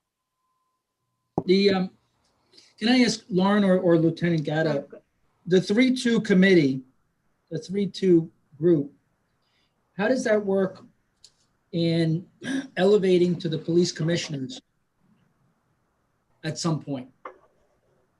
Does the 3-2 group work within the police department, adding obviously three civilians to the process, or does it at some point, what I'm trying to say is, how do we not cut out the police commissioners? Right. And Lauren, 1 second. Sorry, I don't mean to Sorry, cut go you ahead. off, but it's my niece's 3rd birthday and her bedtime's in an hour, so I want to head over there. All right. happy birthday. All right. Thank you. Bye-bye. Sorry, guys. Take it easy.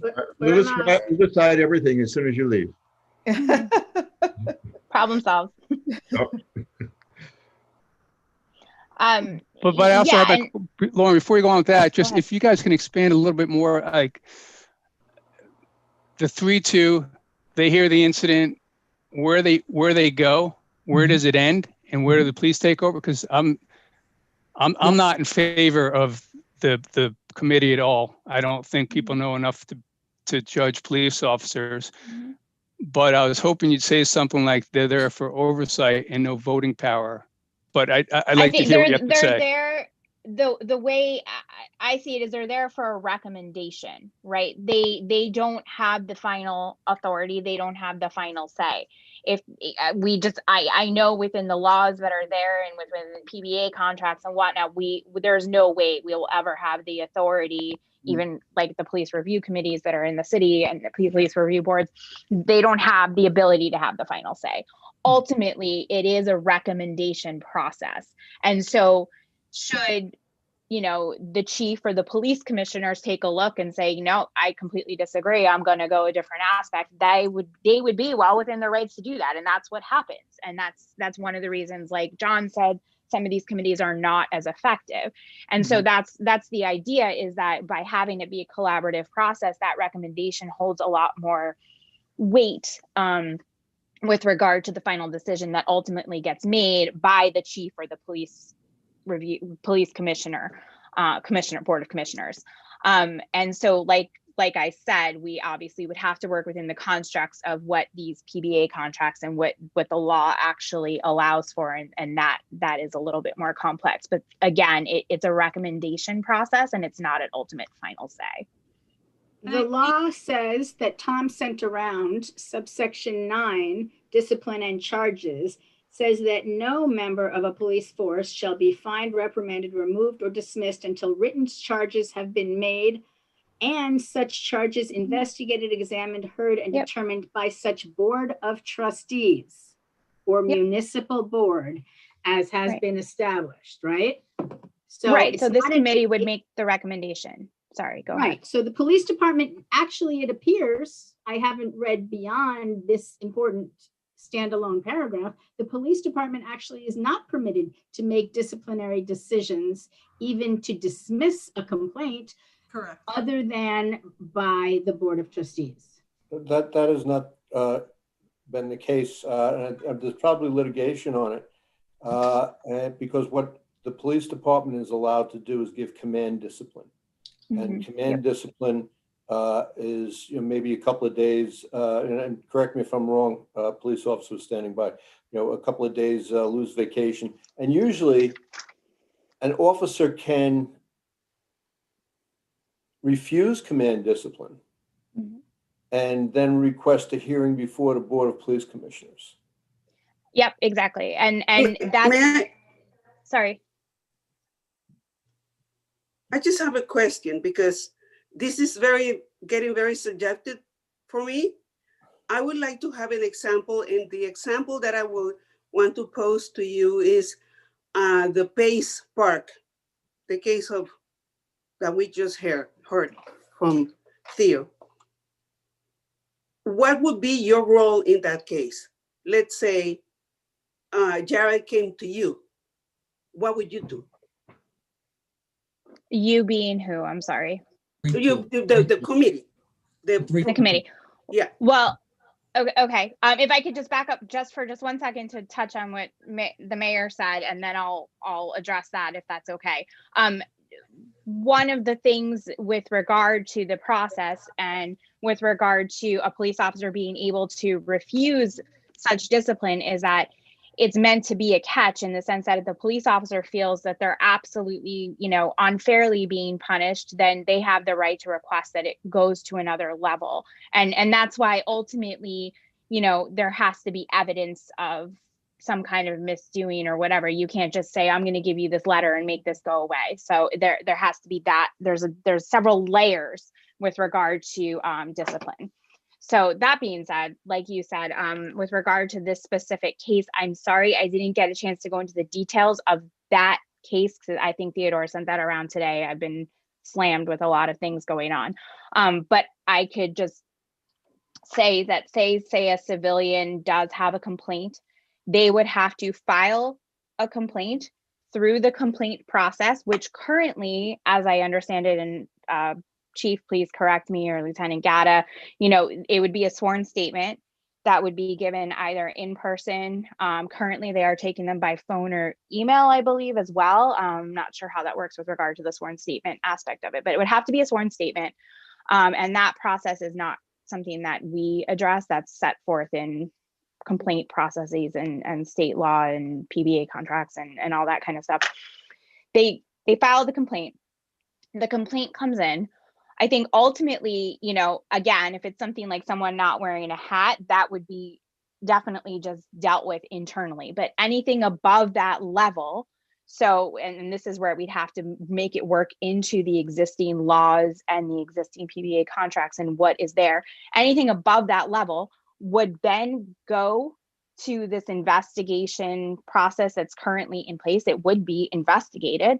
That the results of that investigation would come to this committee, and this committee would then review the investigation and make a determination or kick it back, say, hey, we need more information. We don't think X, Y, and Z was properly investigated. We need you to go back and reinvestigate that and then come back to us.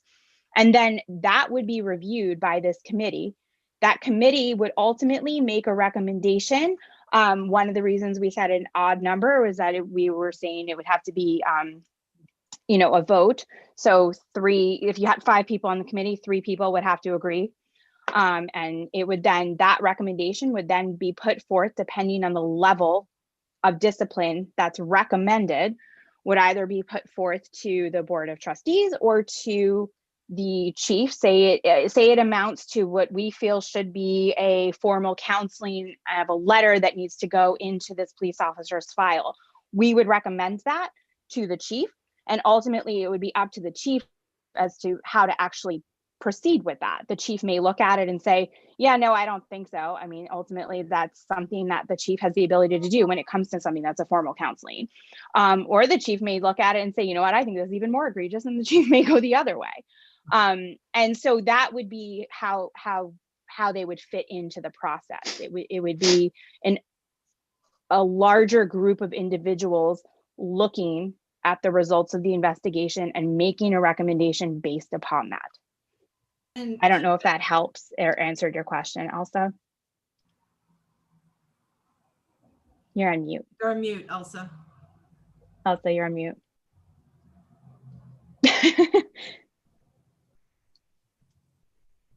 No, I just think that this whole situation, when I saw the videos today, I was very upset because there were several layers, and Jared kept coming back and asking the same questions.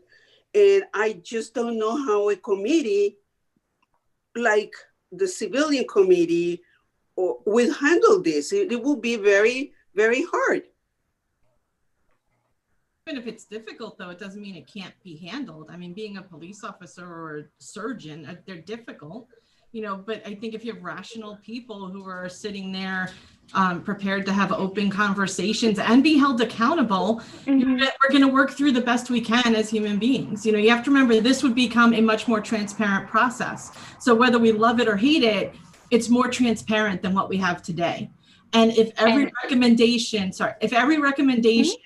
that group makes, say to reprimand an officer, is then thrown away every single time, that's going to be public knowledge. That's going to become something that has to be discussed. So it actually puts this idea, and I don't know that we're 100% right or wrong, but it's where we feel we would be best in the village.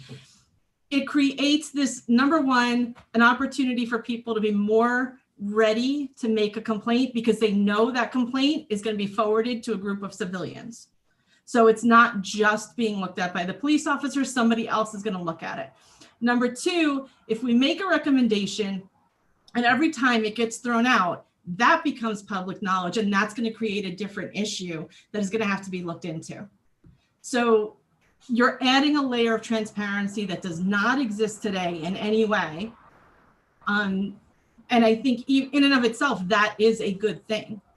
Because, and a layer of accountability, because if the chief, you know, is throwing every single thing out, she better have great justification for doing so, right?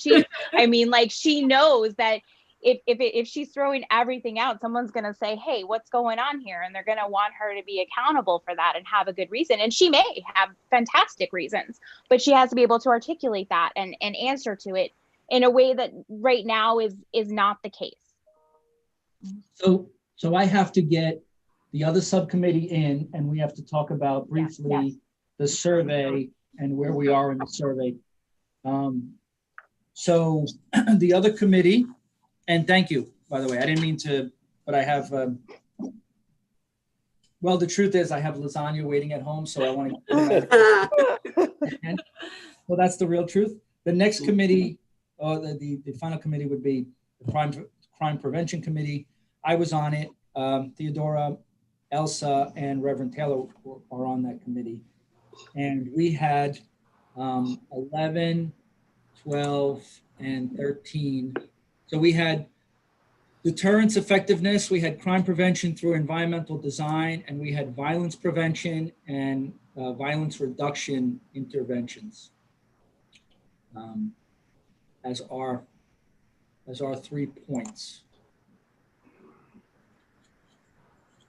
I can go through, Elsa and Theodora, I can go through what we discussed a little bit.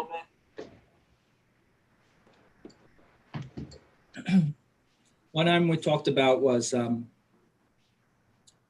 getting together with the Crisis Counseling Center and the director there, Dr. Levy, to potentially have what we would be calling a partnership where a mental health counselor would either be on call or potentially, if the situation allows, show up at the scene to assist our police officers. It would be contractual, depending on how it works out. I have not received a response back yet, but I will. Typically, Dr. Levy calls instead of sends an email.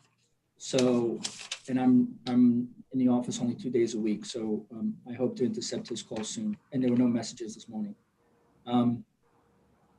Environmental design, that really didn't pan out too well, unless the other committee members' thoughts. But we were going to look at the potential of connecting with At Home on the Sound to see if we could clean up properties or potentially put together some kind of a process where properties would be cleaned up and or altered in such a way that it would reduce crime. Typically what I find here in my job is that a property in disarray or left somewhat abandoned, the individuals either, it's a foreclosed property, which there are very few in the village, but there's an elderly person living there and it's dark. The garage doesn't have a lock that works, those kinds of things. Those are the things that maybe partnering with At Home on the Sound could potentially benefit us in reducing crime or the attraction of that kind of crime.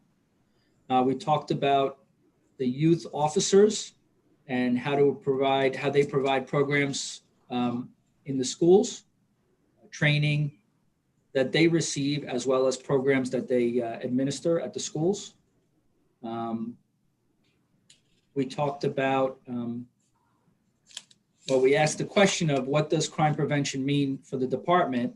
And that's something that the chief was able to speak about, and maybe we'll speak to the full committee about it this evening again. And then we were looking at data and the potential to continue to collect data and interpret that data and how to do that. So we talked a little bit about that. That would probably be, if this committee develops into an ongoing regular committee, then maybe that data would be very beneficial for that committee on a quarterly basis or annual basis. So those are the items that we talked about. Unless Elsa and Theodora, I missed anything. The chief talked a little bit about types of trainings that could assist in that direction. And she mentioned a training which she had mentioned previously, where the only cost to the village or to the police was lodging for, I believe, a 2-week course where an officer is trained to tell by someone's pupils' behavior, appearance, what, if any, drugs specifically they are on. And I assume that that could be said, if people are spending this kind of money on doing these kinds of trainings, that would be said to give probable cause based on that officer's expertise in identifying controlled substances and or marijuana, to then search the person or enter their vehicle or whatever it is. It could obviously be a situation where that person would realize that somebody needed to be administered medication in order to save their lives. But that's a pretty, I think, narrow use for what seems to me a fairly broad training. But that would fall under, I mean, life-saving, but also crime prevention. And I think that there are some other types of the trainings that you can look at that are geared towards crime prevention. And of course, I would say that, you know, working closely with civilians and getting to know people in the neighborhood and that sort of thing is crime prevention as well. And I know the chief agrees with me about that. So we talked about that. I certainly have a question regarding the videos, and I have a more impactful video that Jarrett sent me about that night. And it's not like that's the only time there was some sort of disruption. It's just an event which was such a watershed event for the African-American community in Washingtonville. And, you know, still that's a rift that has not been healed. And I just hear about it all the time, and Jarrett can't move beyond it. The third video that he sent me is longer and so specific, and there's one particular officer who is really behaving badly. But it makes Jared look like an idiot. And he knows it, and he said, I don't care, but he does keep saying, I was going to send it to you guys now that I said it, and he said I should, but he keeps saying, I have a huge penis. And I don't know whether he's intoxicated or he's trying to distract attention from the person the officers are more interested in taunting, but they're taunting people. And they're, as I said, they're in force. And that could be crime prevention, right? They're acting on a 2-year-old complaint of fireworks. And so they're there to deter the setting off of fireworks from the morning until into the night. So that's an act of crime prevention. And I did ask the chief about it in an email and did not ask her for a direct response. And she was not the chief and she was not there, but it was not a good event. And I'm going to send you the third video. And I wonder if there are other sorts of crime preventions, which are sort of, let's make a show of force so that people will behave better or not behave badly, or so we can make a roundup and make a bunch of arrests. I don't know. I mean, that's strategy, but it's crime prevention strategy. So I was interested in having more of a dialogue about that. I can't see the chief ordering this kind of an event. I really can't. All right, so one of the things that I think we had spoken about on our meeting too was about, patrols and being seen. So, people, if they're there to commit crimes, if they see law enforcement, they might be deterred to commit those crimes. And we also talked about the Ring camera and how we've signed up to be part of the Ring community. And that's something that Lieutenant Gatta actually spearheaded with one of our other sergeants, where people can, if a crime is committed and they capture it on their Ring camera, they can share it with law enforcement. Or if we're aware of something that happened in a certain area, we can reach out to people in that Ring community to see if they would provide us with video to help solve a crime. We had asked about surveillance cameras being in place in the village. I don't know if we got an answer. We do not currently have any cameras except for the one that was recently erected at Van Rans and Mamaroneck. Other than that, I do not believe there are any other surveillance cameras in the village. Unless you count the ones that was around the police department. Just watch the police department and the inside. The only other ones that I can come to mind are ones that are internal to the police department and the corners of our building for security purposes. Oh, that seems good, but not a likely place of catching criminals, except maybe not so bright ones, but so Lieutenant, we talked about I think we talked about, right, Chief, the potential. I had at my previous community a registry where the police department went out and tried to register business owners and private property owners, that if they would be willing to let the police department, the town where I work, know if they have a camera and a camera system like I had at my house, and if they're willing to share, potentially if something goes, something happens in that community. So I don't know if we've ever discussed anything like that. I don't know if you guys have ever discussed anything like that. I don't think that we've discussed anything, at least in the department, but that is something that we can look into doing, specifically with different storefronts that might have video that have street views. Right now, it's just old school detective work where we go out and try to identify cameras and then solicit the merchants, the owners, to get that video footage. So it is something we can look into to get ahead of the curve a little bit and already have a list of those establishments. It would be great.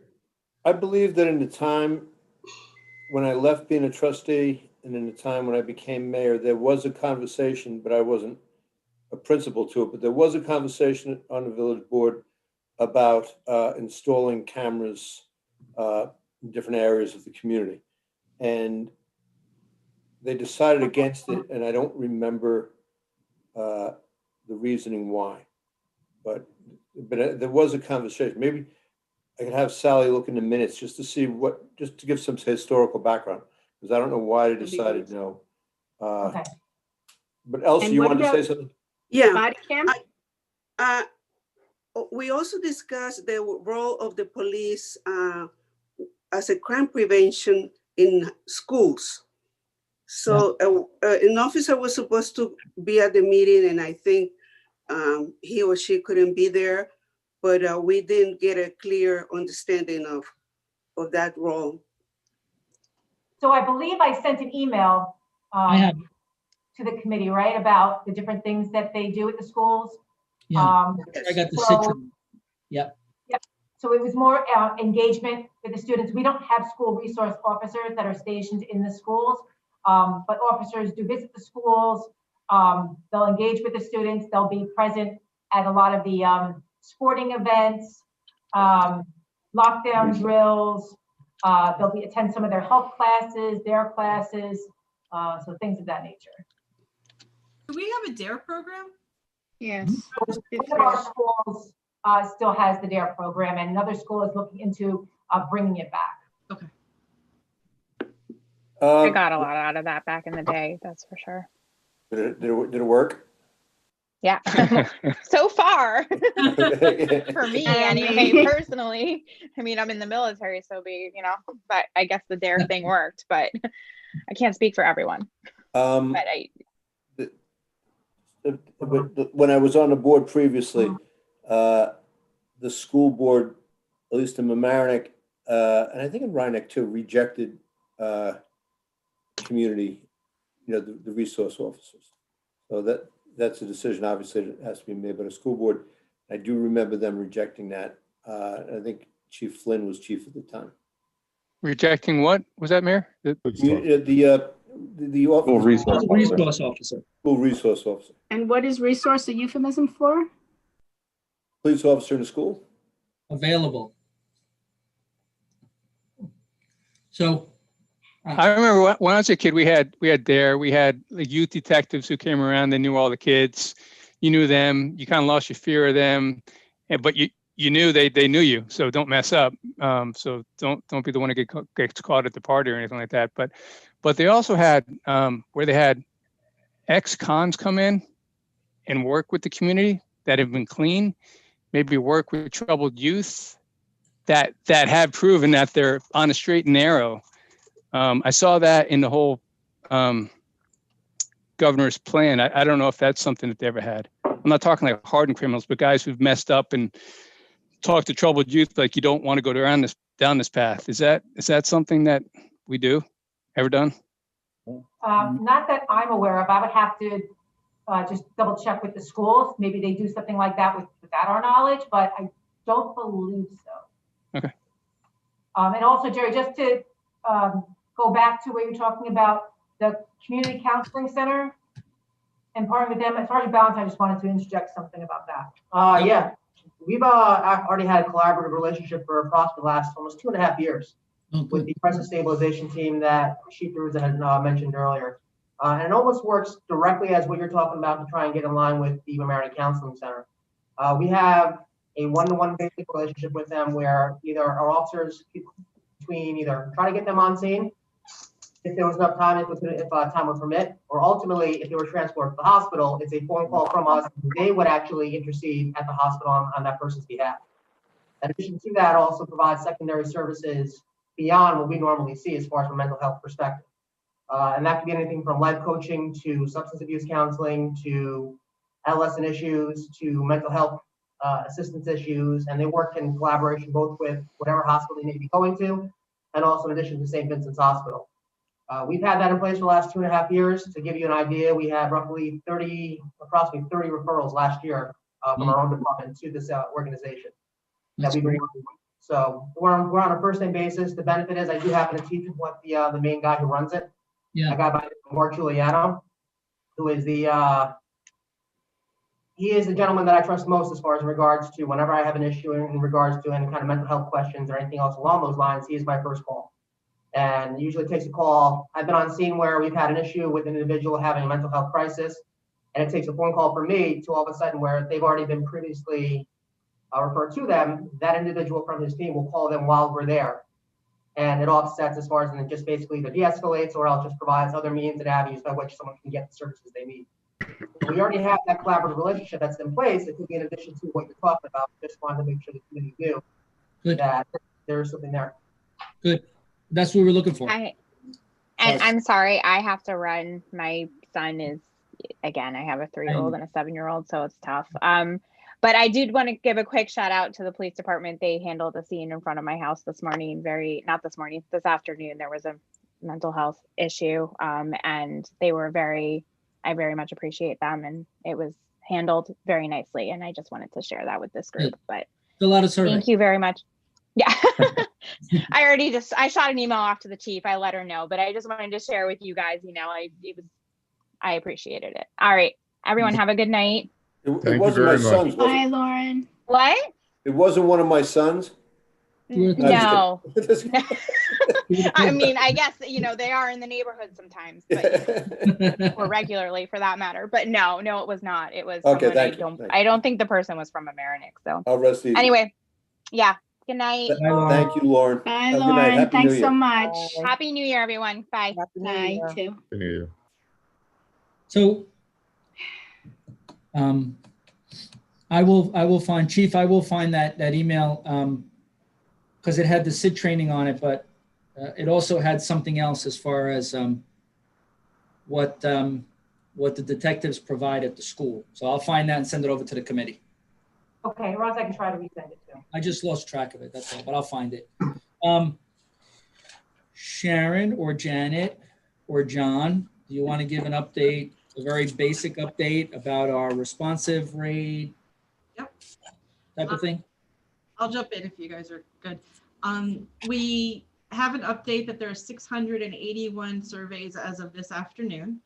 Wow. Our goal is to get approximately 1,000 because we're trying to at least keep about even with other communities, you know, who are based on size. So somewhere between 950 and 1,000 would be a reasonable amount to get. So we're hoping to hit that goal. We are struggling though. It was a rough time to ask people for help between Christmas and New Year, obviously for lots of reasons.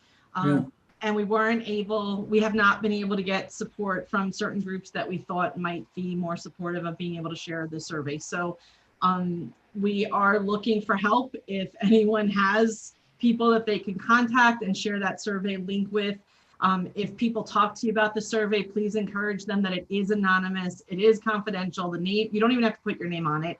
If you do, it's not shared with the group. So, so that's the second one. Yeah, Theodore. I'm gonna add something to that, if I may, for a moment, because Jerry passed out some more updated statistics later this afternoon.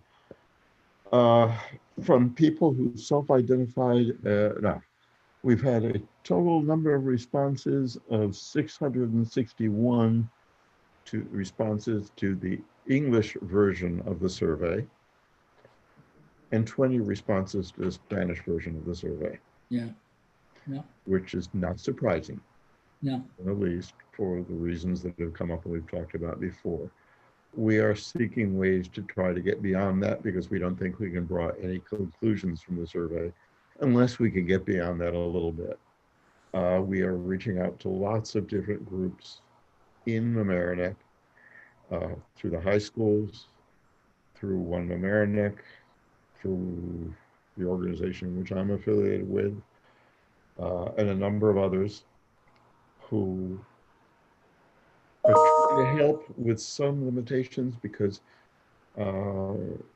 sometimes they're a little bit nervous urging their clients to fill out a survey.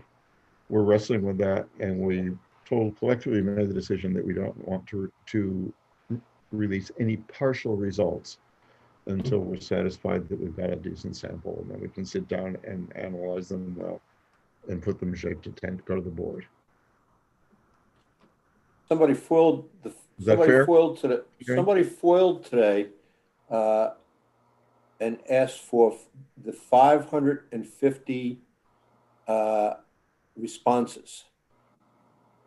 So somebody knew there was 550 responses, and that person then foiled for the exact number that we had at that time. They want the number or they want the actual responses? They want the responses. Can we make a collective recommendation about that? I think it's open meetings law. You know, it was the serial foiler of the village. Okay, but I think we've made a promise, and this was what I was going to ask a minute ago. Who's going to read these? Who's going to read the comments? But we made a promise that they would be anonymous. And I would fight to do that. Yeah. Can you repeat that? I just missed that. What happened with the survey? I'm sorry. A Mr. Stuart Teegert. Who's that again? Foiled. I'm so surprised. Foiled and I already guessed that. At one point, well, just let me finish. At one point, we had said there were 550 responses, and he foiled the exact number, 550 responses. We didn't even know there were 550 responses. What? The survey committee didn't even know there were 550. No. I think that we sent that in an email. No, in fact, we knew the last we heard was 451, and then today was 681, but we never had any number of 550, so it didn't go through this committee because we didn't even have that number. Well, maybe he got his numbers wrong, but he had an exact number. When's the survey closed? Monday. No, it hasn't. The It 11th. will close on the Monday, 11th. January 11th. Yeah. That's right, next Monday. Because now that people are back, from vacation and everything, hopefully this will be a full week of being able to reach out to people and get them to answer the survey. We finally got May I the say something? Dr. Schatz to post it. Go ahead, Elsa. To expand on what John said before, and I think Theo mentioned this also, there's a lot of apprehension, especially in the Latino community, to fill out the survey. They think that they are going to be targeted. They think that they are going, I think that at the beginning, it wasn't very clear that it was anonymous. We just said it was confidential. So, but and then we corrected that. But even some of my neighbors, they said, oh, I lost something, but I don't want to put what is it, because if I put it's a car or a kayak or a bicycle, they are going to identify me. So people have this notion that we are going to be sharing this information. Well, so I don't know how to go about that. I know, listen, I'm sure that this is more prevalent in people of color, but I think there's a lot of people, especially in this community, that always want to fly under the radar and want to spend their life under the radar. Yeah, but Tom, note the difference in the numbers of responses we've gotten from people. No, John, I'm not arguing that, John. I agree with you on that. I'm just saying that there's, that there's a John, how do you know there's a big difference? From other statistics you gave us, well, I don't want to put out all the different statistics, but there was a much larger response of people who identified as being white, non-Hispanic, than who identified as being Hispanic. Did we get that in email? I'm sorry, I didn't see anything like that. No, I sent to the survey committee. That's Scott, it was, why I'm not giving any figures on it. It was 661 responses to the English survey and 20 responses to the Spanish survey. Right. That's the But information. also, but Jerry, within the English responses, there were some identified as Hispanics. Yeah, they just chose to fill it out in English. Right. Yeah. Yes. Yeah. But anybody who comes from Guatemala is never going to believe this is going to be anonymous. It's a serious problem we will have to do, and we'll have to somehow figure out how to take it into account when we read the things. So who is going to read them? Who will have eyes on them? I would guess this committee. The committee, the survey committee. Is that the chief, the sergeant, and I don't know the other officer? No, the survey committee. I mean, no. Elsa, Janet, Ramon. Which law enforcement officers will be reading the comments? The chief is the member of the committee. Chief, will you be the only one reading them? As well as an officer of rank and then subject matter expert, which are the ones that are here today. But I guess my question is, Jerry, was Miri going to try to compile everything or Robert to get all the data together? At the end? No, Chief, I can provide an analysis of the responses that we have, because SurveyMonkey allows us to do that. What Neri was able to do was put the paper copies in. We received 3 paper copies. So as we receive more, we did a mass mailing yesterday. We have them around the village. So as we receive more paper copies here at 123 or at the CRC or at the library, Neri was going to put them in so that they actually are part of the survey. But as of right now, I was just going to run reports for this committee, SurveyMonkey reports, at the close of the survey, which would be the. That raises a question to me, because we live in an era of leaks of everything, Yeah. There are, what, 20 odd people on the committee? But there were 4 people on the survey committee, and we had intended to sit down together as 4 people and write a summary. Do we want to share all of the comments? The individual answers are not, the yes and no answers I don't think are a problem. It's the spaces where people could write individual comments. Are those to be seen by everybody on the police reform committee? I would think so. That's the responsibility of the committee. Yeah. I would ask, perhaps, I would like to discuss with the chief whether she would consider keeping them to herself and not sharing them with any other officers. We can have. I have a problem with that. I mean, and we could share them in a file, an electronic file that can't be shared. right. I would think that would be very important because I would be concerned that we all have our own networks and that any one of us could be tempted to, in conversation, share the Yes. results for, even in an innocent way, not even necessarily trying to do something, but there might be information in there that you don't want being shared across the board. On the call listening in is the fearless Cliff Cases. And Jerry, I think he has the capacity to make a file that can't be shared, right? Sure. If Cliff can't do it, Sergeant Ballantyne can do it, so I'm not worried. That's funny. That's really funny. So I said this before, that I have a friend who's, I mean, now I'll bust him, but he's a personal trainer and he's a person of color and he lives on Fenimore, and he drove to the diner to pick up his dinner and drove back home, and he was stopped 3 times. This was maybe 3 months ago. And he doesn't want to fill out the survey because he knows that he'll be identified as soon as he describes the situation, even though I think it was 3 different officers who stopped him 3 different times between Fenimore and the Nautilus and back. But he doesn't want to reveal that information because he's got a bunch of friends who are cops, and he's not a hostile guy, and he just doesn't want to alienate anyone, and he doesn't want to be identified as kind of a jerk or, something like that. So we can't do it. And he thinks there might be. Now. He might as well do it now. Now you just. Yeah. It's not Why? You know who's watching? Nora Lucas and Robert Stark and some other guy. Those are attendees. Everybody could be watching. No one else knows that. No, that's not true. No, anybody can watch this. Anybody can watch this. Session. It's a public session. Recorded. Yeah. That's true. Yeah. That's true. You might as well tell him, go fill it out now.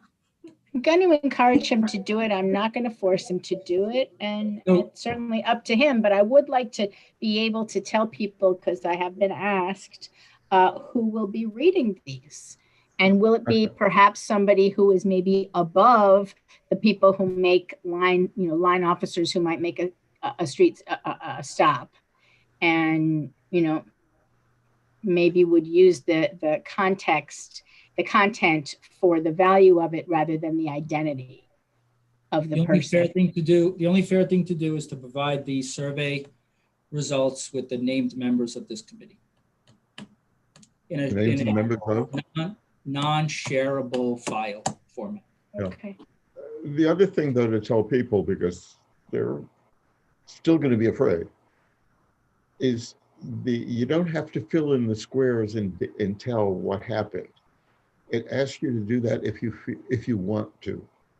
You can fill out the general yes and no, most likely, little bit likely, least likely answers without providing any personal identifiable information, and that will be useful. But that's the meat in of what we are going I agree after. with you. I agree with you, Elsa. But for some people who are afraid to fill out the survey, they might be willing to fill out that sanitized part of it without having to provide well, you know, this guy called me this and he grabbed me by the bottom, or he did this and that, or he stopped. You know, I saw a couple of things years ago that horrified me. Well, that's why I was. wouldn't advise people to put that down in writing. That's why I was explaining to my neighbor that he was saying, and this is a well-to-do person, and he was saying, I don't want to identify why was the lost item. And I said, just say a personal property. Don't say. That's all he has to say is personal property. Yeah. He doesn't have to say that because what I keep hearing though is the concern that an instrument like a survey and distributed during a pandemic is not going to give you the results of a one-on-one interview that you wanted to provide. I think 680, let's say we get to 900 by next Monday. That is a phenomenal response for the fact that, right, Sharon, we cranked this out in no time. Well, you got I disagree, Jerry. I disagree because unless you can break that response apart by different subgroups of the population, it won't tell us very much. If it tells us that 90% of the entire sample think the police are wonderful, but that's the instrument we chose. What the different groups are and how those breakdowns are. But that was the chosen instrument. I mean, this is not a 2-year study where we can find out. It's just not, we don't have that luxury. I wish we did, but. Yeah, but what do we accomplish by finding out that most people think we have nothing to go on now. Trying to study systematic racism, amongst other things, abuse of certain areas of the population. And the survey should allow us to do that without having people give any information that identifies themselves. But all right, this was the survey that was approved by the board. In the smaller groups and be able to separate out the answers by that, we can't tell whether there's any difference in the treatment. You're not going to be able to. I disagree with All you, right. John. Well, first of all, hold on. This is what we've chosen to do as a group. So it's where we are today. The question is, between today and Monday, how do we encourage more people to participate? Yeah, that's what we're trying to do. Yeah, we can't put the toothpaste back in the tube, but what we can do is, and how do we do that? I mean, I'm open to ideas. I've been sharing the heck out of it. I think I've sent it out in emails 3 times. I share it on social media constantly. I'm at a loss. I mean, and I'm hoping that's hitting some people, but I'd like some help here. I'd like to, I think one thing that could be said is the one thing I said a minute ago. You can point out very clearly, you can answer this survey without providing any specific personal data. John, I've said that in every email. Yeah. And you can't counter that. You can't, if people are that frightened, they're not going to do it. But what are we going to, John? Instead of what we're not going to do, what do we do? I want an action plan. How do we do this? If you guys want, I can tell you what we started. Yeah, we can get it, but that's yes, Tom, Sharon will be able to give you exactly how we distributed, what we did on foot, and then the mailing. And I've seen them in a couple of stores.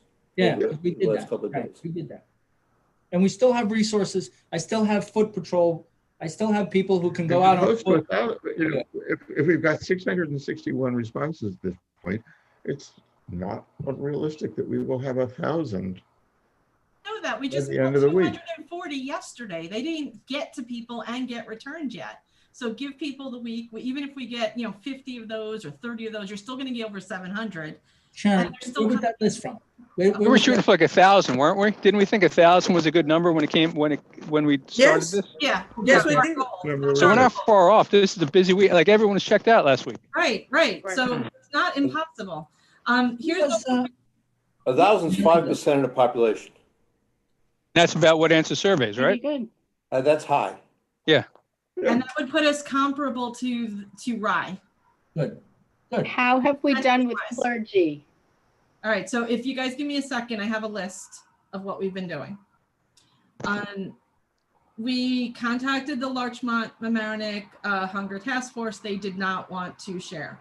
CRC, You heard it. thank you. Yeah. Malcolm? Yeah. I'm CRC. calling Malcolm. That's nonsense. No, I'm wait never- up, wait up, wait up. Can I keep? Let's, hold on a second, before we start calling Malcolm's board made that decision. Correct. And they made the decision because they didn't want their clients to feel like they had to do it. They wanted their clients to feel like this is just for food, and they made that decision. And So let me this just put whole something thing out. of putting the survey in the You know food what, bags Leo, didn't I happen. was still talking. And they have done an enormous amount of good in this community in the past 8-9 months. And, you know, we owe them a lot. They made that decision. It wasn't Malcolm, it was his board. I think if it was left to Malcolm's druthers, he would have done it. It was their board's decision that was not in line with their mission statement. And I'm just telling you the information I received. And if you've ever volunteered, I mean, I was there. Ever? Theodore, come on. If you were there and you see I think we gave out over 1,000 bags the week of Christmas. 600 families within a 3-hour period. It was non-stop. Yeah, there's no way we could have ever talked to anybody. The best that could have been done is stick it in a bag. And even then, you know, that would have been extra work too for the volunteers. So, you know, while I wish we could have done it that way, it's not the way it worked out. And so we have a whole list here that I would like to go through. CRC has a text bank, so they've been texting this out to everyone in their database. Jerry, you have reached out to the schools, Dr. Shaps, and that's all being done, but obviously school was out last week, so that is probably happening this week. St. Thomas has agreed that they will distribute. We have reached out to St. Vito's. We haven't gotten a response yet, so we'll reach out again. I've added some other churches to the list that we did not contact yet, so we'll work on contacting them this week. Chamber of Commerce, was somebody, did we send you, Tom, and we ask you guys to do that? No, but I can do it now. Okay, so we have that on the list with your names. Dan's email that goes out weekly, I think it's like the second line item right now on that bulk mailing, which is a few thousand people. We have a note here to see if the Department of Recreation has a separate email and if they would be able to do it. We merged it, Sharon. Okay. So our 6,000, 7,000 names is merged. We reached out to the summit. John did that. We've reached out to One Mamaroneck, Washingtonville Housing Alliance, and they have agreed to help us. We did a mass mailing, well, it's not mass, but we mailed to 239 people anonymously from the CRC with personal letters from Janet asking them to please complete the survey, both in English and in Spanish. The message was sent. Yep. We have, Jerry, paper surveys at the at both CRC and the village at 123. I don't know about CRC. I have them I here. know they do it. And then we distributed to 65 businesses, organizations, establishments throughout the village. I have reached out to over 100 people at my co-op, and then I've also reached out to a managing agent who has clients in the village. I'm trying to get their presidents to also share the list. I'll see how far that goes. We reached out to STEM Alliance, who will be back this week. Janet spoke to Okra in one of the high school groups. Elsa, I have your name, so I don't know if you want to add about media. Which media? Spanish media we were able to reach? Yeah. I asked the Westchester Hispano to add the link in their website, because they only had it in the printed version, not in the website online version. Okay. So she put it in her Facebook contact. All right. So it's there now. We did do a half-page ad for the public forum. Yes, and for the she told me survey that. Yeah, in she told me Hispanic. that. And we also did it in the local, the Journal News and the Patch. Yeah. We tried to start reaching out to some gyms that are open, and so far we have not had a good response from that. I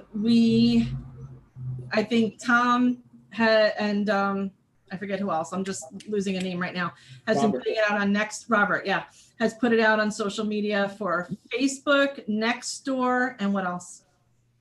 I put it on Twitter. And Twitter, okay. And did we get to Instagram? I don't, Okay, I don't have it either. So, I mean, I do. I think somebody put it on Instagram from the school. Yes. You know, From the school. I don't know. If the goal is 1,000, we're going to have no trouble. It's going to be there by midweek. We are midweek already by Friday. I would be very surprised if we're not. Does the library have a separate mailing list that we can ask them? I know they're closed, but if they have an email list, can we? We never tried. So what you do is you send me an email and I'll ask Courtney to work on that tomorrow. Thank you. I have listed here the patch, but I don't have someone's name next to it. Yeah, we did that. Okay. And then that's it. So those are the resources that we have either already worked with or are trying to reach out to again because of the holidays. We just couldn't get people to answer a phone or an email. Okay. So we will keep working on that group. But if you have other ways that you can help or other ways to reach out to the community, we're asking for your help now. I will send it out again on Friday. Okay. So it gets people over the weekend. Sharon, I have a couple of hundred of each still here in Village Hall. I'm in Village Hall now. If you have a church or another organization or a building that wants multiple copies, I have runners that can go out and just deliver. Yeah, I think right now the churches are not having in-person services, and some of the other groups aren't either. So they could still have dropped off. Bulletins, right? So probably Tammy Burke at St. Thomas is willing to include a link to the survey in the bulletin. So St. Thomas did it already. Yeah. So how do we? I mean, St. Vito's. Do they still have a Spanish Mass? Yeah. No. Okay. Yeah. I mean. So we have 6 or 7 churches we still have to reach out to. Because, again, we've had multiple subcommittees. It's been a holiday and we've met multiple times for each committee. So we did as much as we could on our own. And now we're going to go back through the list again and catch up with all the things that we missed. Or if we just couldn't find somebody, if they didn't pick up a phone, we left a message, we're calling them back, etc. So if it's not on the list and you have ideas, that's what we need. Or if you have contacts that we don't have at any of these locations that you can reach out to personally, that would also be helpful. Okay. And if you haven't filled out the survey yet, please go do it. I was the first one. Theo, I was not the first one. I don't want to include any personal information. They'll know who it is. Don't do it then. Theo, has the summit sent it out to their list? Yes, they have. Well, they've been invited to. I mean, I sent it out to the summit has been invited to, and there will. The next summit meeting is too late. What are you saying, John?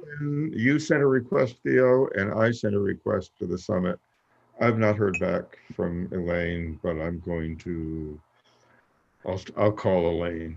Yeah. In general, the summit members. In general, the summit has a policy of not circulating those kinds of things. But they make exceptions, and they've made exceptions in the past. Okay. What is the summit? What is the summit? Yeah, somebody describe that for me. The summit. Thank you. Summit is a formalized, informal group of people who get together and once a month put together a panel to discuss some problem of local importance to the tri-municipal area. That's all it does. It's like an underground group. It sounds no, like. It's not an underground group, believe me. Right? It's supposed sounds like to the be. Skull and Bones from Yale or something. I don't know. It sounds very Skull and Bones. That's right. About the mission is to inform the committee and educate the community about local issues. Technically, the summit board, which has about 25 people on it at any given time, is made up of individuals who are connected or representing other organizations. So whether it's somebody who's both on the Women's Club in Larchmont and also on the Board of Trustees in In the effect, Village of Larchmont. in effect, Theo, that's what most of the people on the board do. I have to But go. that's not a rule of the board. The board. Well, I thought, try to I reach was out- told that was the intent. Anyway, we and- create issues. sorry, John, what are we doing? I have to go. I didn't realize the time and I'm way late on. Yeah. We all have to go. I Danielle has to could go go on for also. hours because I took off the picture a little while ago while my wife We're brought done. me dinner. We're done also. Oh, you got dinner? Okay. Yeah, Yeah, but did you notice I just turned wanna off the point out camera for a is that little while? In the summits, that is where the Hispanic Resource Center had its genesis, which has morphed into the community resource center. The summit, That's the great. summit, the summit combined with Martha Lopez and Olga Ochoa came together to start the Okay. then Hispanic Resource Center 21 And years. have we communicated individually with both of those people? They're not on the With summit anymore. Ochoa? They're not on the summit anymore. I don't think they live in Martha Connecticut. is way off. John, why don't you send them an email with the survey and ask them to distribute it? Martha lives in, where does Martha live now? Yeah, Martha lives in, New Rochelle. She lives in New Rochelle now. yeah, Yeah. they're all gone. She's, Yeah. and Olga, I have no idea where she is. I wouldn't even know how to get a hold of her. We have Okay. communicated with a lot of people, but everybody on the board of the summit has received, I think they have received, should have received Okay. some information about this. All right. All right, I gotta go. We all have to Yeah. go. All right, listen, folks, thank you all very much for soldiering on here. I just want to, for those of Mr. Winchester was not with us tonight. He's had a death in his family. His sister Oh, has passed away. So we want to send our condolences to the Winchester family and another victim of COVID. Do you Yeah. think it's And we should- possible we have for us another, to we send have flowers? another, You're right, we we should, have but another I'm going to person be, also say something who myself. had, What else? My brother died a week ago of COVID. Oh, I'm sorry. No. And Sorry. poor I'm so Elsa, sorry. Elsa, I was talking about it with Janet on one of our meetings when Elsa clicked into the meeting and wanted to know what was wrong, and I wouldn't tell her. no, but I Sorry for your loss. respect, I Yeah, but then finally, I told you later on. yes, Uh, I'm very sorry for This your is loss. important. So, I wish you all health and I'll Yeah. see you Oh, again. God. in 2 stay minutes. healthy. Yes, please. Well, I'm trying. My gym trainer at Equinox canceled our meeting today because he tested positive. Oh, man. Oh, Just keeps getting closer and closer. yeah, it is. All right? It feels like you're dodging bullets constantly. Yeah. Yep. And you'll notice I'm not wearing a mask. You're You're at home. home. I'm Thank- home sitting in my room all by myself on the computer. I have to put one on when I leave this room and go down to get dinner because my son might be positive. Ooh. I know. I could be positive. He tested. We're not doing it quite that carefully because my wife and I share the same train. Right. Don't forget public forums on the 7th. Yeah. 7 o'clock. Okay. Whatever. Thank you, Jerry. Thank you. Thank you Good so night, much, everybody. Jerry. Thanks. Thank you, everybody. Bye. And I will avoid my Thank next you, door officers. neighbor for a while. Bye.